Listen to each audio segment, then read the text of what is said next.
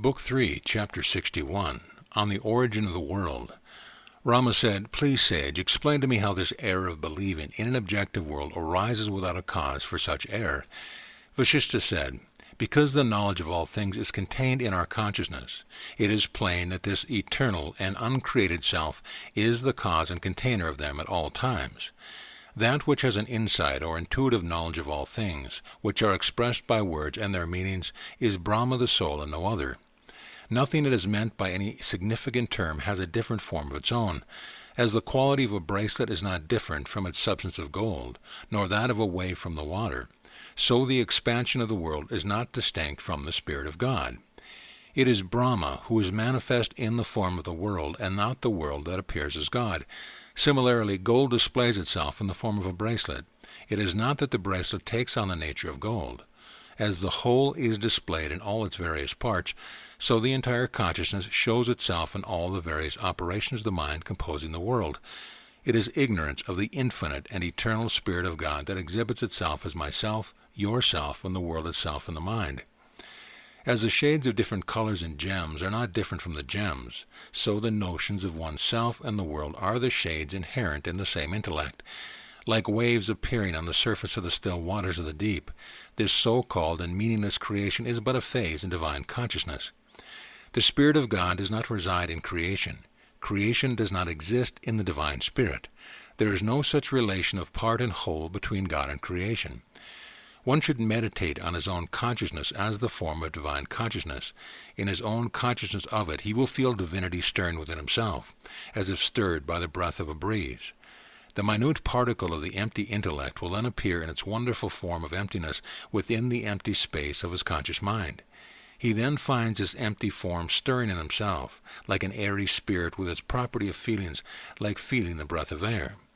Then God assumes a luminous form of the state of his own substantiality, and this is placed as a spark of fire in the sheath of the intellect. The light then melts into water, which is the same substance as itself.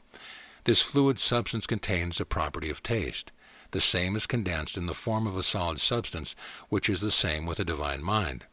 This becomes the earth bearing in its bosom the property of smell. Again, God represents himself to our intellect as one infinite and uniform duration. Measures and seconds and other divisions are only manifestations of the succession of our thoughts.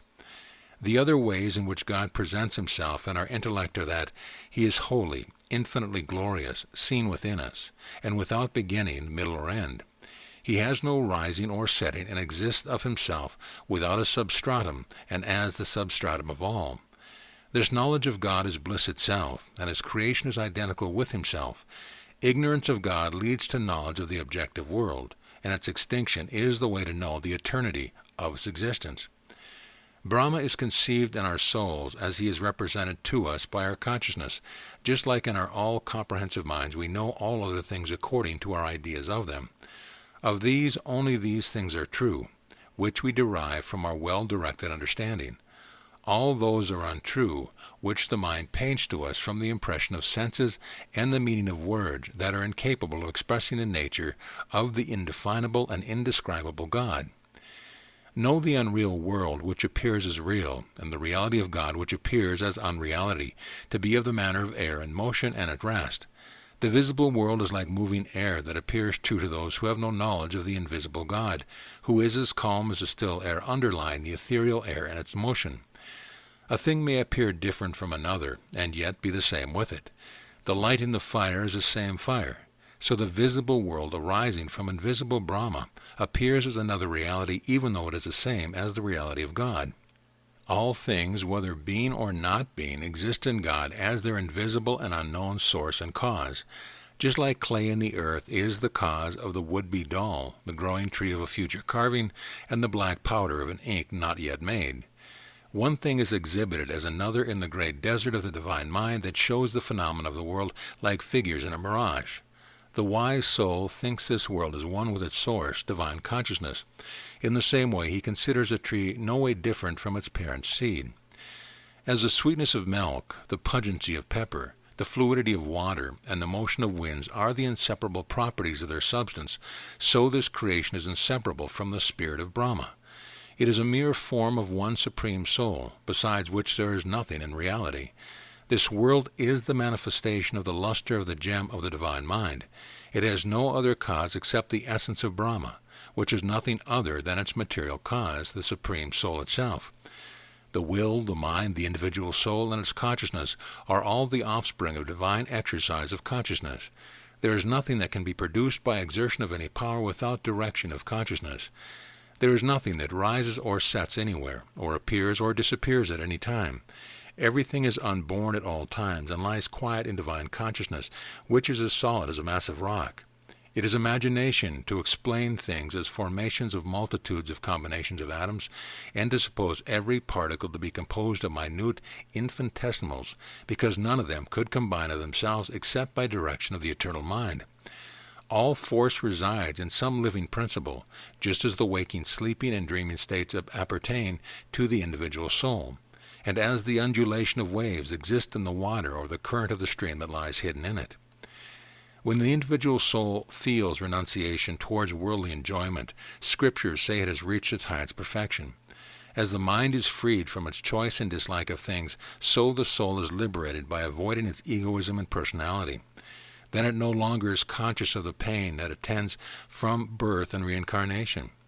Whoever in his understanding comes to know the state of supreme and inexpressible joy, he is sure to overcome all his worldly appetites that bind him fast to the earth. But whoever labors in his mind with affections to this world, he has to wander in it continually like in a whirlpool of a stream, and he destroys the supreme joy of his soul in his continuous turmoil. It was the lotus-born Brahma who was first conscious of his egoism, and who, by the will of his mind, spread out his universe. Book 3, Chapter 62. Fate is what determines the result of action. Vasistha continued, These myriads of worlds and millennium of Kalpa ages are no more real in themselves than are a false computation of the millionth part of an atom or the twinkling of an eye. It is our error that represents them as true to us, though they are as false as our calculation of those infinitesimals. These creations, whether past or future, follow one another in endless succession like overflowing currents of water, with all the waves, eddies, and whirlpools in them. The idea of these created worlds is as false as a delusive mirage that presents a stream of water flowing with strings of flowers fallen from the plants on the shore. Perceived creation is as baseless as a city in a dream or a magic show, or like a mountain in fiction or an imaginary castle in the air. Rama said, Sage, the drift of your reasoning leads to the establishment of the identity of the perceived creation with the Creator, and that this unity of both is the belief of the learned and wise. Now tell me, what do you have to say with regard to material bodies as they exist on earth? What causes the body to be subject to the causes unknown to inner spirits? Vasistha replied, Divine consciousness has an active, supernatural energy called the predominant decree, fate or destiny, which must come to pass and bear its command over all our actions and desires. She is invested from the beginning with irresistible and multifarious powers. She destines the manner in which everything is to take place and continue forever. She is the essential cause of all essence and the chief mover of the intellect. She is called the great power of powers and remains as the great viewer of all things. She is called the great agency and the great producer of all events. She is known as the chief mover of occurrences, and she is the soul and source of all accidents. Chit Shakti, power or consciousness. Mahasatta, great existence. Mahachitti, great intelligence. Mahashakti, great power. Mahadrishti, great vision. Mahakriya, great doing. Mahadhava, great becoming, and Mahaspanda, great vibration. She whirls worlds like straw and bears her sway over gods and demons. She commands the Naga snakes and the mountain monsters to the end of time. Sometimes she is thought of as an attribute of divine essence, remaining pictured in her ever-varying colors in the hollow emptiness of divine consciousness. For the understanding of those ignorant in spiritual knowledge, the learned have explained that Brahma, the Creator, is identical with the spirit of Brahma, and by destiny they mean his creation. The immovable spirit of Brahma appears to be full of moving creatures. The infinity of divine existence seems to teem with finite creation in the midst of it, like a grove of trees growing under the vault of the hollow sky. The unawake spirit of God reflects various images in itself as in a dream, like the reflections of a dense forest in the lens of a crystal stone. The Creator Brahma, in the hollow sphere of the divine mind, understood these reflections as the prototype of the destined creation. Consciousness naturally exhibits a variety of forms in itself, just as the body of an embodied person exhibits its various members. The lotus-born Brahma took these various forms in itself to be the several parts in the great body of the cosmos. This foreknowledge of events imprinted in the consciousness of God is called destiny, which extends over all things at all times. Destiny comprises the knowledge of the causes that move, support, and sustains all things in their proper order, and that such and such a cause must produce such and such effect forever. This destiny is the force or mobile power that moves all men, animals, plants, and inanimate creations. It is the beginning or primary source of time and the motion of all being. It is combined with divine power, and this combination of them into one is the cause of the production and existence of the world. It is the union or conformity of human effort with the course of destiny or decree of God that is productive of certain ends, which are respectively called their destiny and destined effects. What more do you ask of me, Rama, with regard to destiny and self-exertion, when I tell you that it is destined that all beings take themselves to their proper actions in the destined or prescribed manner in order to bring about the desired result? A person who relies on predestination, sitting idly and quietly under the belief that he is being fed by his fixed lot, is said to depend on his destiny alone, or a fatalist. By sitting idly and waiting on Providence for the whole of his life, he gains nothing and soon comes to lose his good sense and energy, and finally dies from the famine of his sole reliance upon destiny. It is quite certain that whatever is destined must surely come to pass of its own accord, and that it is impossible to prevent it by the foresight of gods and men. Yet the intelligent ought not to cease to exert their activity and only rely on their fate. They must know that it is our effort that brings destiny into action. Destiny is inactive and abortive, without any active power to enforce it into action. It is human activity that produces effect or production in nature by the help of destiny. Depend on destiny and remain both deaf and dumb as a doll. Be inactive and become dull and torpid as a block. Say, what is the good of this vital breath unless it has vitality and activity? It is good to sit quietly by restraining even the vital breath in yoga meditation. With such practice one can obtain his liberation. Otherwise, an inactive man is not called a yogi, but an idler and a beggar. Both activity and inactivity are good for our liberation from pain, but the high-minded esteem that to be better which saves them from the greater pain of regeneration. This inactive destiny, meditation, is a type of the latent Brahma, and whoso leans toward it is laying aside his busy course, is truly installed in the supreme holy state of highest joy. Inert destiny resides everywhere in the manner of Brahma, the latent soul in all bodies, and evolves itself in various shapes by means of activity in all of its production. Book 3, Chapter 63. No duality, only the appearance of forms of the one divine mind. Vasistha continued, the essence of Brahma is all in all, and ever remains in every manner and everything in all places. It is omnipotence, omniform, and the Lord God of all. This essence is the spirit of soul, whose omnipotence develops itself sometimes in the form of intellectual activity, and sometimes in the tranquility of soul. Sometimes it shows itself in the movement of bodies, and at others in the force of the passions and emotions of the soul. Sometimes as something in the form of creation, and at another as nothing in the annihilation of the world. Whenever it realizes itself anywhere in any form or state, it is then viewed in the same manner at the same place and time.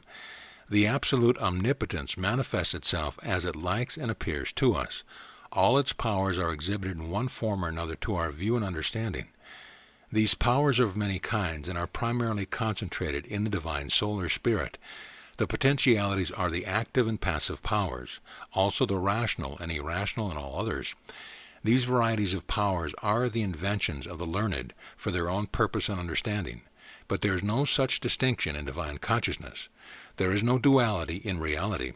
The difference consists in shape and not substance. Thus the waves in the waters of the sea and the bracelets formed of gold are no more than modifications of the same substance. The form of a thing is said to be so-and-so, not because of its reality, but because of its appearance. We affirm that a rope is a snake, but we have neither the outward perception nor inner thought of a snake in it, hence all appearances are delusions of sense. It is the universal soul that shows itself in some form or other to our deluded senses and understanding, and also according to our different apprehension of the same thing. Only the ignorant understands the omniform God to be all forms of things. The learned know the forms to be modifications of the various powers of the Almighty, and not the figures themselves. Whether forms appear real or unreal is to be known to men according to their different apprehensions, which Brahma is pleased to exhibit in any particular form to their minds and senses. Book 3, Chapter 64. Uncaused, Brahma creates rules of causation for forms. Vasistha resumed, "The supreme deity is the all-pervading spirit and the great God and Lord of all. He is without beginning or end, and is identical with the infinite bliss of this translucent self-reflection. It is from the supreme joy and purely intellectual substance that the individual soul and mind have their rise before the production of the universe." Rama asked, how could this self-reflection of Brahma, as the infinite spirit and one without a second, conceive in it a finite individual soul other than itself, and which was not in being? Vasistha replied, the immense and transparent spirit of Brahma remained in a state of non-existence, a sat, a state of ineffable bliss as seen by the adept yogi, but of formidable vastness as conceived by the uninitiated novice. This state of supreme bliss, ever tranquil and full with the pure essence of God, is altogether indefinable and incomprehensible, even by the most proficient in divine knowledge. Thence springs a power or an aspect, like the germ of a seed, possessed of consciousness and energy, which is called the living and conscious soul, and which must last until its final liberation. The vast empty sphere of this being's clear mirror of the mind reflects images of innumerable worlds set above one another like statues engraved upon it. Rama, know that the individual soul is an extension of divine spirit, like the swelling of the sea and the burning of a candle when its flame is unshaken by the wind. The individual soul is possessed of a finite awareness as distinguished from the clear and calm consciousness of the divine spirit. Its vitality is the nature of the living God, but it is only a flash of the empty consciousness of Brahma. Vitality is the essential property of the soul, resembling the inseparable properties of a motion and wind, warmth and fire, and coldness and ice. When we forget the nature of divine consciousness and spirit, our self-consciousness leaves us with a knowledge of ourselves, and this is called the individual soul. It is by means of this positive consciousness that we know our egoism or self-existence. It strikes us more glaringly than a spark of fire and enlightens us to the knowledge of ourselves more than any other light. When we look up to heaven, we see a blue vault beyond which our eyes have no power to pierce. In the same way, when we inquire into the nature of the soul, we cannot see beyond consciousness of ourselves. Our knowledge of the soul is presented to us in the forms of an ego that is known by its thoughts, like the empty sky appearing as a blue sphere because of the clouds. Ego differentiates the soul from our ideas of space and time, and stirs within it like the breath of wind by reason of its subjectivity of thoughts. The subject of thoughts is known as ego.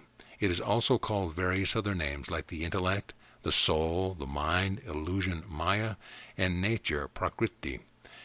The mind, chittas, which is the subject of thoughts, contemplates on the nature of elementary matter, and thus becomes of itself the quintessence of the five elements. The quintessential mind next becomes like a spark of fire and remains like a dim star, a nebula in the emptiness of a yet unborn universe. The mind takes the form of a spark of fire by thinking on its essence, which gradually develops itself like a seed in the form of the cosmic egg by its internal force. The same fiery spark, figuratively called the cosmic egg, Brahmanda, became like a snowball in water and conceived the great Brahma within its hollow womb. Then, as sensuous spirits assume some bodily forms at pleasure, although they dissolve like a magic city in empty air, so this Brahma appeared to view in an embodied form. Some of them appear in the form of an immovable, and others in those of moving beings. Some assume the shapes of Ariels, or whatever their fondness leads them to choose for themselves. Thus, in the beginning of creation, the firstborn living being had a form for himself as he liked. Afterwards, he created the world in his form of Brahma, or Varinchi, the creator. Whatever the self-born and self-willed soul wishes to produce, the same appears immediately to view as produced of his own accord. Brahma, originating in divine consciousness, was by his nature the primary cause of all, without any cause of his own. He appointed the acts of men to be the cause of their transitions from one state to another in the course of the world. Thoughts naturally rise in the minds to subside in itself, like water foaming, but acts done thereby bind us like passing froth of flying birds are caught by ropes and traps. Thoughts are the seeds of action, and action is the soul of life. Past acts produce future consequence, but inaction is attended with no results. The individual soul bears its vitality like a seed bears the germ in its bosom. This sprouts forth in future acts like the seed in various forms of leaves, fruits, flowers of trees. All other individual souls that appeared in the various forms of their bodies had such forms given to them by Brahma according to their acts and desires in pre-material creation in former Kalpa ages. So people's own personal acts are the cause of their repeated birth and death in this and other worlds.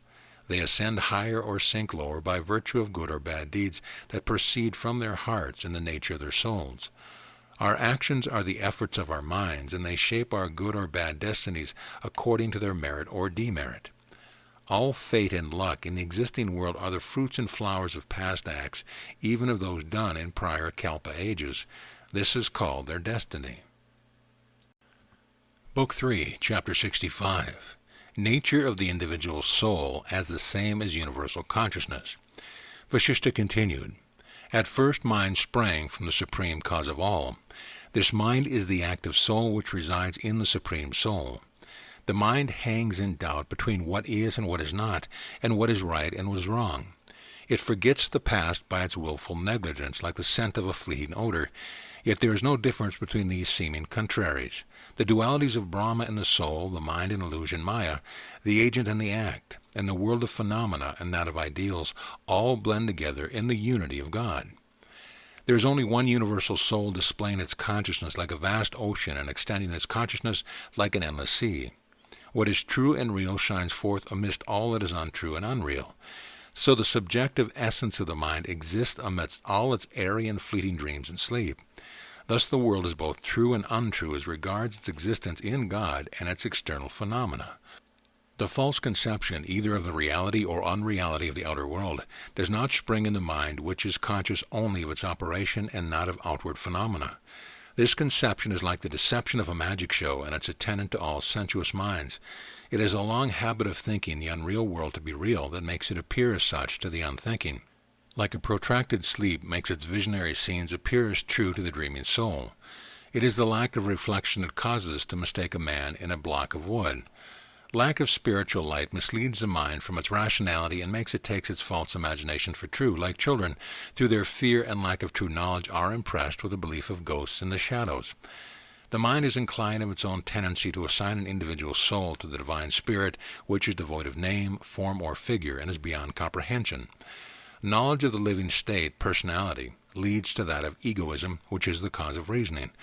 This again introduces sensations and finally the conscious body.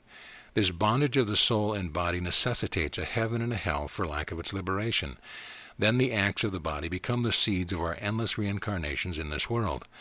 As there is no difference between the soul, consciousness, and life, so there is no duality in the individual soul and consciousness, or in the body and its acts, which are inseparable from each other. Acts are the causes of bodies, and the body is not the mind. The mind is one with egoism, and the ego is the individual soul. The individual soul is one with divine consciousness, and this soul is all and the Lord God of all. Book 3, Chapter 66. Individual souls mistake subjective for objective. Thus, Rama, there is one true essence which appears as many by our mistakes. This variety is caused by the production of one from the other, as one lamp is lighted from another.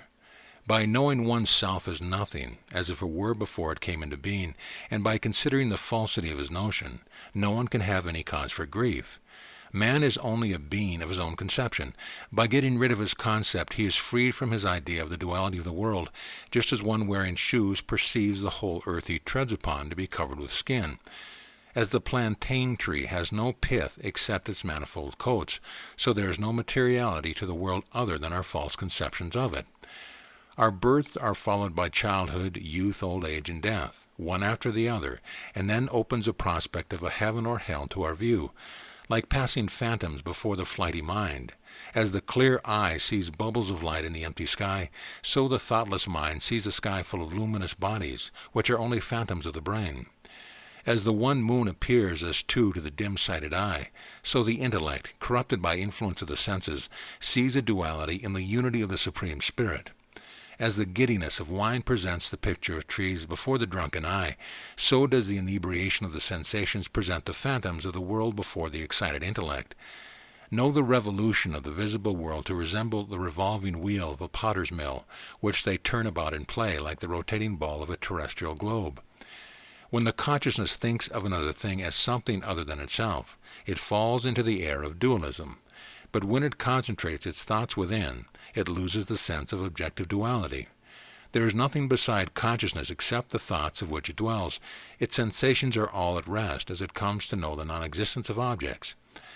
When the weak intellect is quieted by its union with the Supreme and by suppression of its functions, it is then called quiescent or indifferent, sansanta. It is the weak intellect that thinks of external things, but sound understanding ceases all thoughts. It is a slight intoxication that makes one rave and revel about, while deep drinking is dead to all excitement. When sound and consummate understanding runs in one course towards its main reservoir, the Supreme, it becomes divested of its knowledge of the external things, and in the presence of the one and no other, it also loses its self-consciousness. Perfected understanding finds the errors to which it is exposed by its sensation of the external things, and comes to know that birth and life and all acts and sights of the living state are as false as dreams. The mind, being repressed from its natural flight, can have no thought of anything. It is lost in itself. When the natural heat of fire or motion of the wind becomes extinct, they are annihilated of themselves.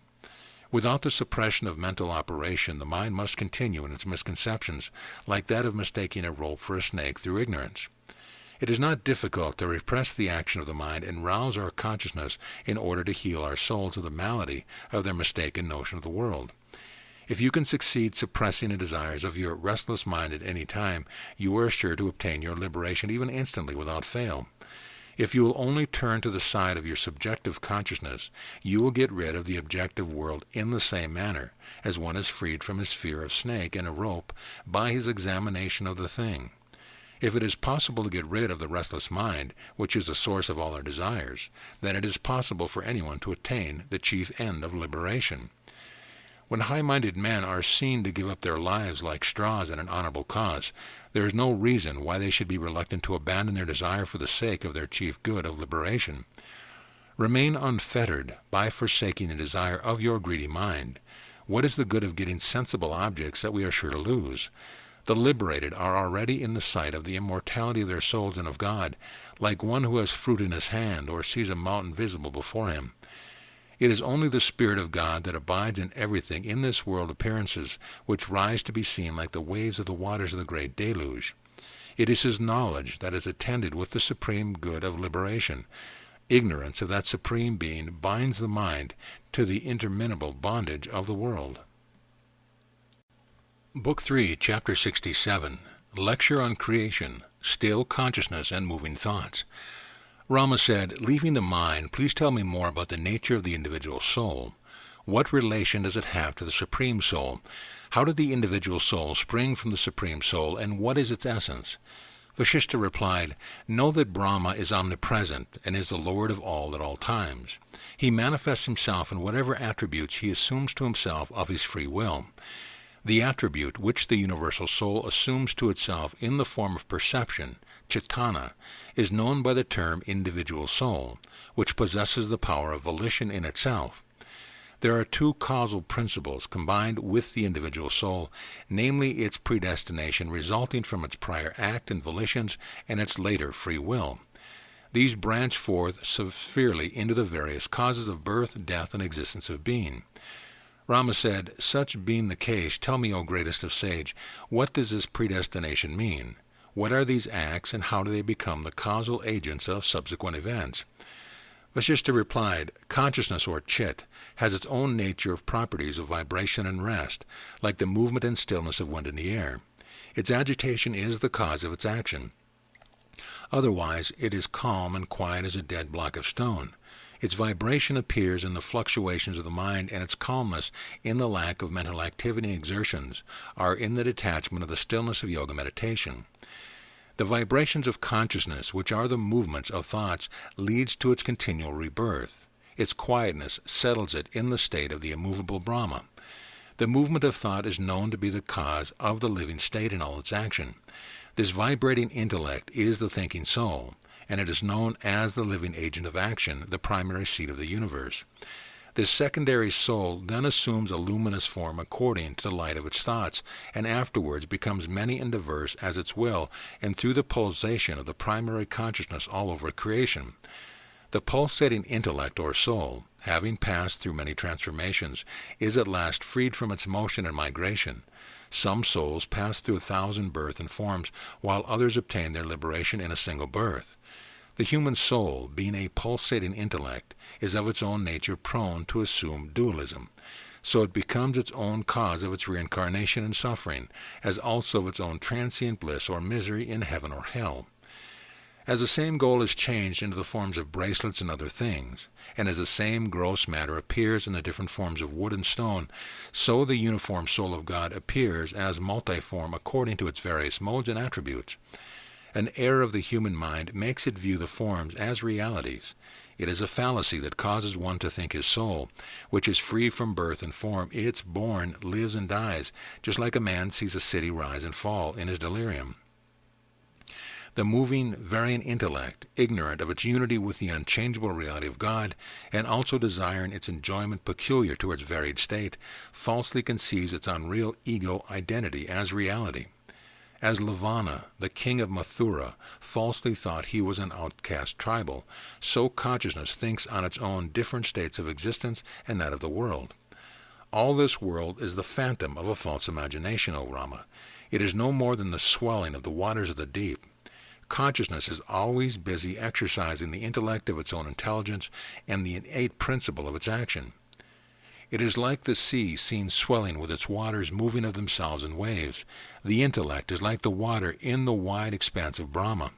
Its movement raises the waving thoughts in the mind, resembling the bubbles of water, and produces the revolution of individual souls like eddies in the sea of this world. Know your soul, O gentle Rama, to be a phenomena of all-pervading Brahma, who is both the subject and object of his consciousness, and who has placed a particle of himself in you, like the breath of a mighty lion. The intellect, with its consciousness, constitutes the individual soul, and the soul, with the will, forms the mind. Its knowing power is understanding, and its retentiveness is called its memory. Its subjectivity of itself is called egoism, and its error is called illusion or maya. The mind, by its imagination, stretches out this world, which is as false as the phantom of paradise or a city drawn in the air. The objective knowledge of the world in the mind is as false as the appearance of chains of pearls in the sky, or like visionary scenes in a dream. The soul, ever pure and self-sufficient in its nature, remaining in its own state of tranquility, is not perceived by the misdirected mind dwelling on its delusive dreams. The objective world is called waking, jagata, because it is perceived in a waking state of the soul. The subjective mind is allied to sleep, swapna, because the mind is active during sleeping and dreaming states. Ego is related to deep sleep, susupta, when we are unconscious of ourselves. The fourth state, or pure consciousness, turiya or turiya, is the trance or hibernation of the soul. That which is above these four conditions is the state of ultimate bliss, ecstasy. It is by reliance on that supremely pure essence of God that one is exempt from all his cause of grief and sorrow. Everything is displayed in him, and all things are absorbed in him. This world is neither a reality here nor there. It presents only the false appearance of strings of pearls in the sky. And yet God is said to be the cause and substratum of all these unobstructed phantoms rising up to view, just as empty air is said to be the receptacle for rising trees. Thus the non-causing God is said to be the cause of this uncaused world, which only exists in our elusive conceptions and presents itself to our delusive sensations of it. As a polished piece of iron reflects a grosser piece, so do our finer or inner sensations take the representations of the gross forms of their particular objects. These sensations are conveyed to the mind. then to the individual soul and intellect in the same manner as the root supplies sap to the stem, then to the branches, and lastly to the fruits of the trees. As the seed produces fruit, and the fruit contains the seed in itself, so the intellect, producing the mind and its thoughts, cannot get rid of them, but is contained in and is reproduced by them in successive reincarnations. There is some difference between the comparison of the unconscious seed and tree with the conscious intellect and mind, but the thoughts of the Creator and creation, like the seed in a tree, reproduce one another without end. There is this difference between the unconscious seed and conscious intellect. The former continually reproduces itself, while the latter ceases its process upon attainment of liberation. Yet the ideas of Creator and creation reproduce each other without end. Yet our understanding shows it as clearly as sunlight reveals forms and colors of objects, that there is one eternal God of truth, who is of the form of intellectual light, and who shows the forms of all things that proceed from him. As a hole dug in the ground presents a hollow, so the reasoning of every system of sound philosophy establishes the existence of a transcendental void as the cause of all. As a prismatic crystal represents various colors in its prism, without being tinged by any of them, so the transparent essence of Brahma shows the groups of worlds in its hollow bosom without its connection with them. The universal soul is the source, and not the substance of all these vast masses of worlds, just as the seed is the embryo, and not the matter of trees and plants and their fruits and flowers that grow from them. Rama said, "Oh, how wonderful is this world, which presents its unreality as a reality to us in all its endless forms. Though situated in the divine self, it appears to be quite apart from it. Oh, how it makes its minuteness seem so very immense to us. I see how this shadowy scene of the world appearing in the divine soul and becoming like an orb by virtue of the ideal particles of the divine essence in it. I find it like a snowball or icicle made of frozen frost. Now tell me, sage, how do the spiritual particles increase in bulk? How was the body of the self-born Brahma produced from Brahman? Tell me also how these objects in nature come into existence in their material form." Vasistha replied, "This form which sprang of itself from its own essence is too incredible and is without parallel. It is altogether inconceivable how something is produced of its own conception. Just imagine, O Rama, how the unexpanded phantom of a Vatala ghost swells huge in the sight of fearful children. Then in the same manner imagine the appearance of the living spirit from the entity of Brahma. This living spirit is a development of Brahma, the universal soul. It is holy and commensurable and finite being. Having a personality of its own, it remains as an impersonal unreality in the essence of the self-existent God. Afterwards, being separated from its source, it has a different name given to it. As Brahma, the all-extended and infinite soul, wills and becomes a definite individual soul, so the living spirit, by its volition afterwards, becomes the mind. The mind, which is the principle of exercise of intellect, takes a form of its own. Likewise, life assumes an airy form in the midst of emptiness. The wakeful living God, without anything whereby we measure time, is yet conscious of its course by means of his thoughts. He has the notion of a brilliant icicle of a form of the future cosmic egg in his mind. Then the individual soul feels in itself the sense of its consciousness, and by thinking, "What am I?" is consciousness of its ego. Next, this God finds in his understanding knowledge of the word taste, and gets the notion of it becoming the object of a particular organ of sense, to be hereafter called the tongue. The individual soul then finds out in his mind the meaning of the word light, which was afterwards to sparkle in the eye, the particular organ of sight. Next, the God comes to know in his mind the property of smell and the organ of smelling, and also the substance of earth to which it appertains as its inseparable property. In this manner, the individual soul becomes acquainted with the other sensations and the organs to which they appertain as to their inseparable properties and objects. The unsubstantial living spirit, which derives its being from the essence of the substantial Brahma, comes next to acquire the knowledge of sound, the object of the organ of hearing, and the property of air. It then comes to understand the meaning of the word touch as a medium of feeling, and also to know the tongue as the only organ of taste. It finds the property of color to be the peculiar object of the eye, the organ of sight, and that smell is an object peculiar to the nose, the organ of the sense of smelling. The individual soul is thus the common receptacle of the sensation. the source of the senses, which it develops afterwards in the organs of the sense of the body. It perceives the sensation of sensible objects through the perceptive holes that convey their perceptions into the sensorium of the mind.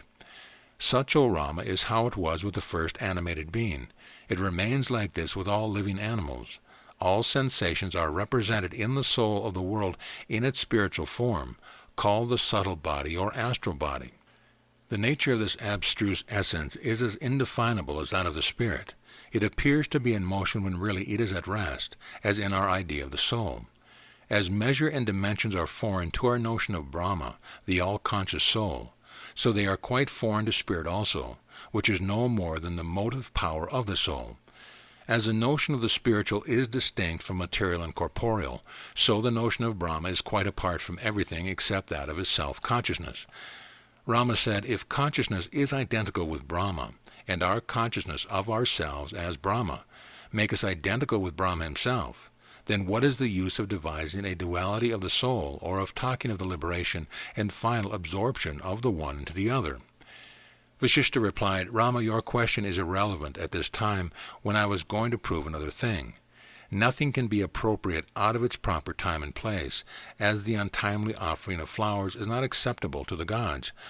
A word full of meaning becomes meaningless out of its proper place, just like the offering of flowers to gods and guests out of their proper time. There is a time to introduce a subject and another to hold silence over it. Everything becomes fruitful in its proper season, but to resume our subject.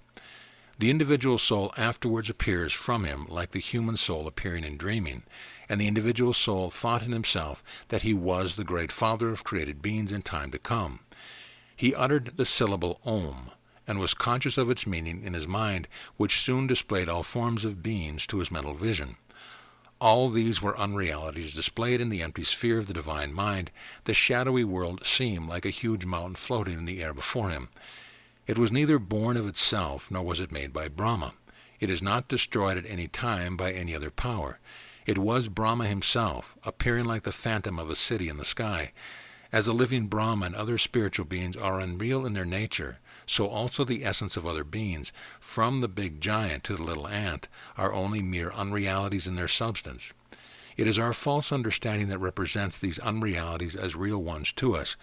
Clear understanding will find all things, from the great Brahma down to the minutest insect, to vanish entirely from its sight. The same cause that produces Brahma also produces insects. It is the greater depravity of the mind that causes its rebirth in the contemptible forms of worms. The living being possessed of a rational soul and devoted to the cultivation of the mind attains to the state of man. He then acts righteously for attaining better state in after life. It is wrong to suppose that one's elevation is the result of the merit of his acts, and his degradation would be the condition of worms to result from his former acts of demerit, because there is the same particle of consciousness in both. This being known will destroy the mistaken difference between the great and the small. The notions of the measure and measurable are not separate from the consciousness or mind. Therefore, the controversy between unity and duality is as futile as the horns of a rabbit or a lake of lotuses in the air. It is our misconception of blissful Brahma that produces the wrong notion of solid substances in us. This imagination of our own making binds us like silkworms are bound in cocoons formed by their own saliva fluid. The knower perceives everything in his mind is revealed by Brahma. The knower meets with everything as allotted by God for his share. It is the immutable law of nature that nothing can be otherwise than what it is ordained to be. There is nothing in nature that can change its nature for a minute in the whole Kalpa age, and yet this creation is a false phantom, and so is the growth and dissolution of all created beings, as is all our enjoyment of them. Brahma is pure, all-pervading, infinite, and absolute. It is only for our misery that we take him for impure matter and unreal substance, and as definite and limited pluralities. It is the spoiled imagination of children that fancies water and its waves to be different things, and makes a false distinction between those which really are the same thing. It is his undivided self that expands itself in visible nature, and which appears like a duality, like waves in the sea and bracelets in gold. Thus he of himself appears as others than himself. We are led to imagine the visible and changing world as having sprung from the invisible and immutable spirit, which manifests itself in the form of the mind that produced the ego. Thus we have the visible from the invisible, and the mind and the ego from the same source. Mind joined with ego produces notions of elementary principles or elemental particles that the individual soul, combined with its intellect, derives from the main source of Brahma, and of which it formed the phenomenal world. Thus the mind, being realized from Brahma, sees before it whatever it imagines. Whatever consciousness thinks upon, whether it is a reality or unreality, the same comes to take place. The reflection truly passes into reality. Book 3, Chapter 68. Story of the Demoness, Karkati, Vishuchika, Kolara, and Suchi, Needle, her tapas. Vasistha said, "Hear me relate to you, Ram, an old story bearing upon this subject, and relating to a difficult question that was resolved by a Rakshasi, female demon. There lived on the north of the Himalayas a heinous Rakshasi named Karkati, a crooked crab who was dark as ink and as stalwart as a rock, with limbs strong enough to split the sturdy oak.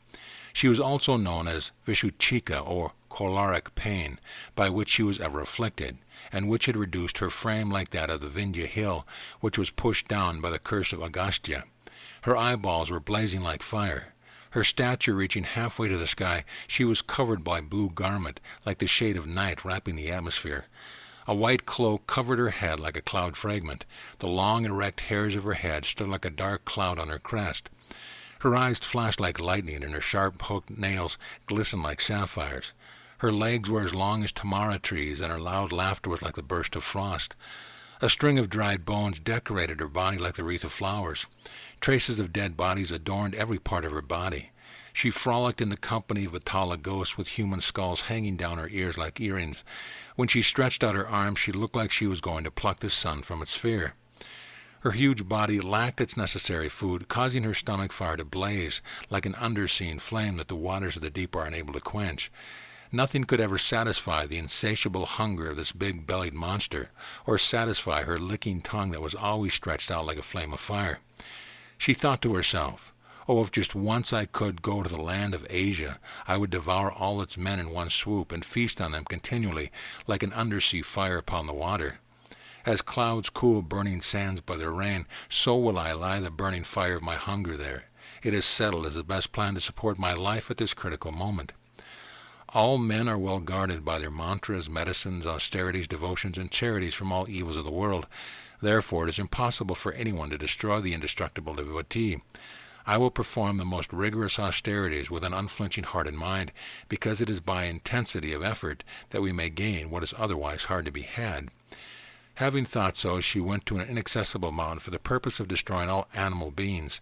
She climbed to the top of the mountain, scrambling over it with her hands and feet, and stood on it with her body looking at a cloud and her eyeballs flashing like lightning. Having reached the summit, she made her ablution and then sat in her tapas.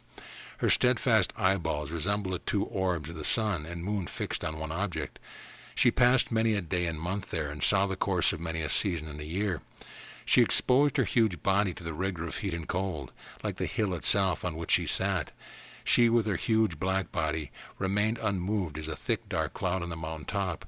Her jet-black hair stood out as if to touch the sky. Seeing her body beaten by the blast and covered with nothing but a ragged skin, and her hair standing up on her hand, tossed to and fro by the raging winds, while the twinkling of her eyelids shed a whitish glare on her dark frame, God Brahma appeared before her. Book 3, Chapter 69. Brahma declares Karkati's tapas complete, grants her boon to be a pin to cause pain. Vasistha resumed, "After the passing of 1,000 years, Brahma appeared to Karkati in order to put an end to the intensity of her austerities and crown her with success in the reward of her tapas. She saluted him internally in her mind and remained fixed in her position, thinking about the boon she would beg for him for allaying her keen appetite.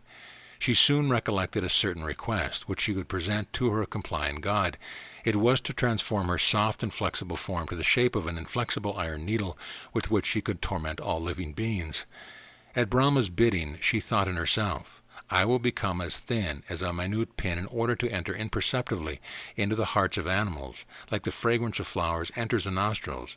By this means will I suck blood from the heart of being to my heart's satisfaction. In this way my hunger will be satisfied and my appetite gratified to the greatest delight of my soul." As she was thinking in this manner, the god discovered her sinister motives, contrary to the character of a yogi, and approached her with a voice resembling the roaring of clouds. Brahman said, "Daughter Karkati of the Rakshasa race, who sits here like a cloud on the inaccessible top of this mountain, know that I am pleased with your tapas, and bid you now to raise yourself and receive the boon that you desire of me." Karkati answered, "O Lord of the past and future, if you are inclined to grant my request, then please confer on me the boon of transforming my un-iron-like body to the form of an iron needle." Vasistha said, the god pronounced, "Be it so," and added, "You will be like a pin, Suchi, and you shall be called choleric pain, Vishachika, because you give pain to all bodies. You shall be the cruel cause of acute pain to all living beings, particularly to the intemperate and hard-working fools and loose libertines who are destined to be your devoted victims. Moreover, shall you molest the dwellers of unhealthy districts and the practitioners of malpractice by entering their hearts with your infectious breath, and by disturbing their sleep and deranging their liver and other intestinal parts of their body. You shall be of the form of wind in their bowels, and cause bile and flatulence under the different names of colic diseases, and attack the intemperate both among the wise and unwise. The wise, when attacked by you, will be healed by repeating this magical mantra, which I will here propound for their benefit. The mantra runs thus: There lives Karkati, the Rakshasi, in the north of the snowy mountain. Her name is Vishachika, and it is for repelling her power that I repeat this mantra.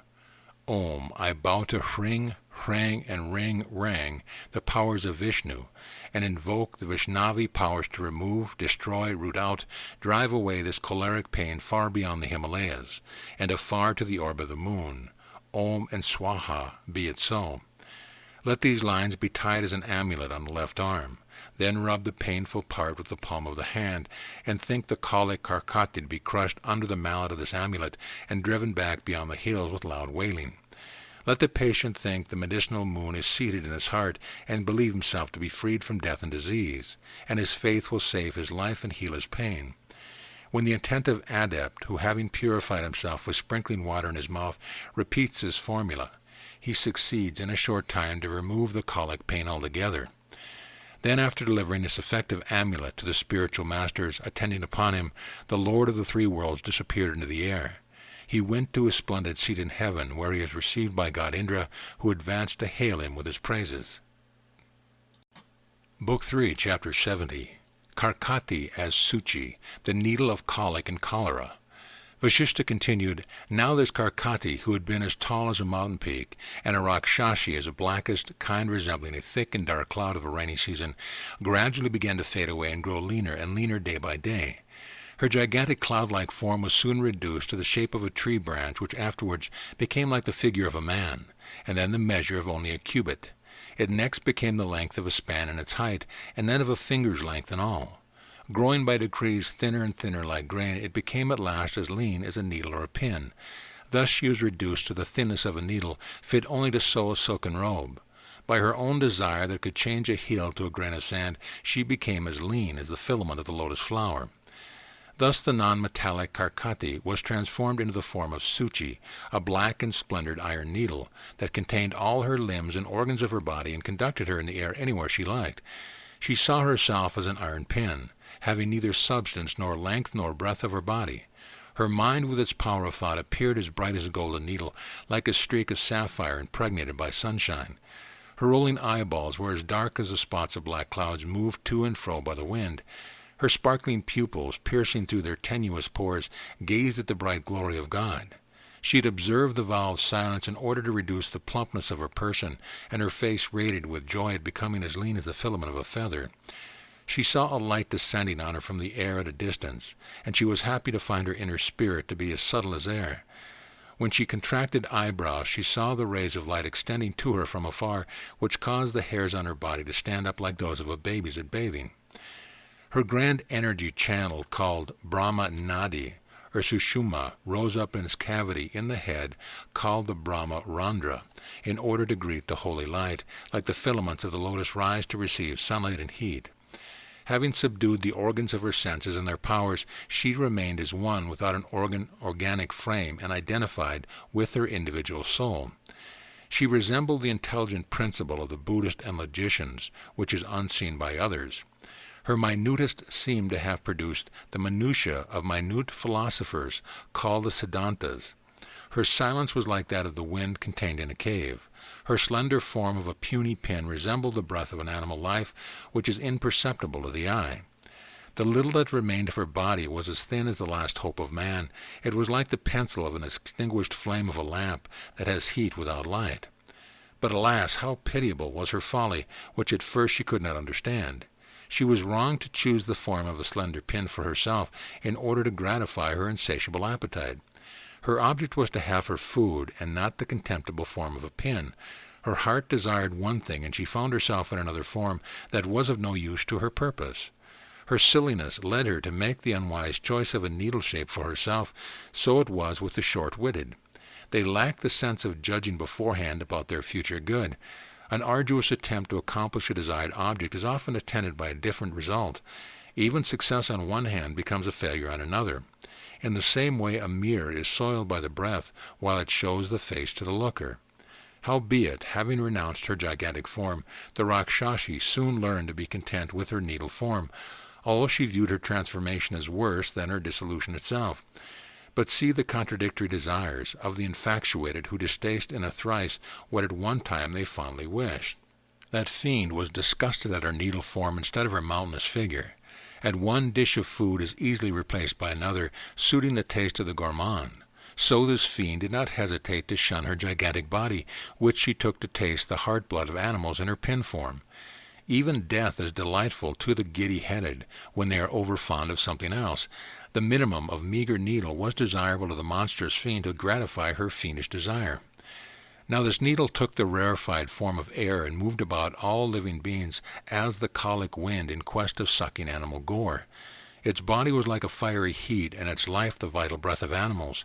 Its seat was in the sensitive heart, and it was as swift as the particles of solar and lunar beams. It was as destructive as the blade of a deadly sword, and as fleet as vapors flying in the air. It penetrated bodies in the minute form of odor. It was ever bent to do evil, like an evil spirit, and she was now known by that name. Her sole object was to kill the lives of others at her pleasure. Her body divided into two halves. One was as fine as a silken thread, and the other as soft as a thread of cotton. Suchi ranged all about the 10 sides of the world in her two forms, and pierced and penetrated into the hearts of living beings with all her excruciating pains. Karkati gave up her former big body, and took the form of the acute and small needle in order to accomplish all these purposes of hers, whether they be great or little. To men of little understanding, a slight business became an arduous task. The foolish fiend had recourse to her austerities in order to do the mean work of a needle. Again, however, good and great men can hardly get rid of their natural disposition. The great Rakshasi performed her austerity tapas in order to become a vile pin for molesting mankind. Now as Suchi was wandering about in the sky, her aerial form, which was big with her heinous ambition, disappeared in air like vapor or like a thick cloud in autumn. Then entering in the body of some sensualist or weak or too fat a person, this inward colic flatulence of Suchi assumes the shape of cholera. Sometimes she enters the body of a lean person, but also in those of healthier and wise people, first appearing as a choleric pain, then becoming real cholera at last. She is often delighted to take her seat in the hearts of the ignorant, but afterward she is driven back by good act and prayer and mantras and medicines of the wise. In this manner she continued many years in her rambles. Sometimes her 2-part body, pin and cholera, flies in the air, but most often she creeps low on the ground. She lies concealed in the dust of the ground and under the fisted fingers of hands. She hides herself in sunbeams, in air, and in the threads of cloth. She is hidden in the intestines, entrails, and genitals. She resides in the bodies of pale and ash-colored people. She lives in the pores, lines, and lineaments of the body, and also in dry grass and in the dried beds of rivers. She has her seat among the indigent, and in the naked and uncovered bodies of men, and in those who are subject to hard breathing. She dwells in the places infested by fleas and of obstructed ventilation, and also in green verdures, excepting only mango and word-apple trees. She lurks in places scattered with bones and joints of animal bodies, and such as disturbed by violent winds and gusts of air. She lives in dirty places and in cold and icy grounds, and likewise in polluted cloth and places polluted by them. She sits in holes and hollow places, withered trees and streams infested by crows, flies, and peacocks, also in places of dry, humid high winds, and in benumbed fingers and toes. She is in cloudy regions and cavernous districts of the form of rotten bodies, in regions of melting and driving snow, and in marshy grounds abounding in anthills and hills of malura trees. She exhibits herself in the mirage of desert sand and wildernesses abounding with ravenous beasts and snakes. Sometimes she is seen in lands infested by venomous reptiles, disgusting leeches and worms. She frequents stagnant pools soiled by dry leaves and those chewed by bashaka goats. She haunts hovels besides road crossings where passengers halt and take shelter from cold. She rambles in all places everywhere leeches suck the blood of men, and vile people tear them with their nails and hold them in their fists to feed upon them. In this manner she is everywhere in the landscape of cities until she is tired with her long journey through them. Then she stops in her course like a tired bullock whose body is hot from traveling through towns with loads of cotton and utensils on its back. She lays down to rest in some hidden place, like a needle tired with continued sewing. There she drops down like a thread from the hand of a sewer. A hard needle held in the hand of a sewer never hurts his finger, because a servant, however sharp he may be, is never faithless or injurious to his master. An iron needle, grown old in its business of stitching, was at last lost by itself, like a rotten plank of a boat bearing the burdensome ballast of stones in it. It wandered about on all sides of its own accord, and was driven to and fro like chaff of the driving winds according to the course of nature. Someone takes it up and feeds the last end of the thread in its mouth. The malady of cholera is caught by these human parasites, who glut themselves with food supplied by the sap of another. The malady of colic, like the needle, is ever fond of feeding with its open mouth on the pith of others. It continually finds a thread-like heartstring of some body put into its hole. Thus the strong bodies of greedy and heinous beings are nourished by the sap of the weak and innocent, just like colic disease preys on the lean bodies of the poor, and the sharp needle is supported by the thin thread of the needy, who cannot afford to buy new suits. Though the heart of Suchi, like the whole of the needle, was to receive the thread-like sap of the patient's heart, yet her power to pierce it was like that of a sewing needle, which is as potent as the piercing sunbeams to penetrate into the toughest substance. Suddenly and at last Suchi came to find the fault of her wrong choice for her puny body, which was filled with her scanty fare of a bit of thread. She began to repent of her folly. However, she continued with all her might to trudge on her accustomed course of pricking and piercing the bodies of others. In spite of her great regret, she could not avoid the cruelty of her nature. The sewing man cuts and sews the cloth agreeable to his own liking, but the weaver of destiny weaves a long loom of length and desires in all bodies, and hides their reason under the garb of her own making. The colic Suchi went on like the sewing needle in her business of piercing the hearts of people by hiding her head, just like it is the practice of robbers to carry on their rogueries by covering their faces. She, like the needle with the sewing thread behind it, raises her head to make and look at the loophole that she should penetrate like burglars, making and marking holes in the wall for their entry. She entered the bodies of the weak and strong alike, like the needle stitching cloth on all textures, just as it is the custom of the wicked to spare neither the just nor the unjust. Colic pain, like the piercing needle, being pressed under the fingers, lets off its griping like the thread of a needle in its act of sewing. The acute and unfeeling colic, being as ignorant as the softness or dryness of the object of the stiff and heartless needle, pierced the hardiest breast without deriving any sweetness from it. The needle is comparable to a rich widow. Both are equally stern and full of remorse. Both are equally veiled and speechless, and with their eye on the needle are as empty in their joyless hearts. The needle hurts no one, yet she is dragged by the thread, which is no other than the thread of her fate. After her trudging slipped from the finger of her master, the needle peacefully sleeps in company with her fellows of dirt and dregs. For who is there who, while he is out of work, does not deem himself blessed to be in the company of his equals? The herd of common people is ever fond of mixing with the ignorant rabble, because there is nobody who can avoid the company of his equals. The lost needle, when found by the blacksmith and heated in the hearth, flies to heaven by the breath of the bellows, after which it disappears in the air. In this manner the current of vital airs, by force of the act of its prior state of existence, conducts the breath of life into the heart, which becomes a living spirit. The vital airs, being diminished in the body, cause the colic pains known by different names, such as flatulence, bile, and the like. The colic caused by spoiling of vijnana, vital energy, produces many diseases and affects all the members of the body with a watery fluid.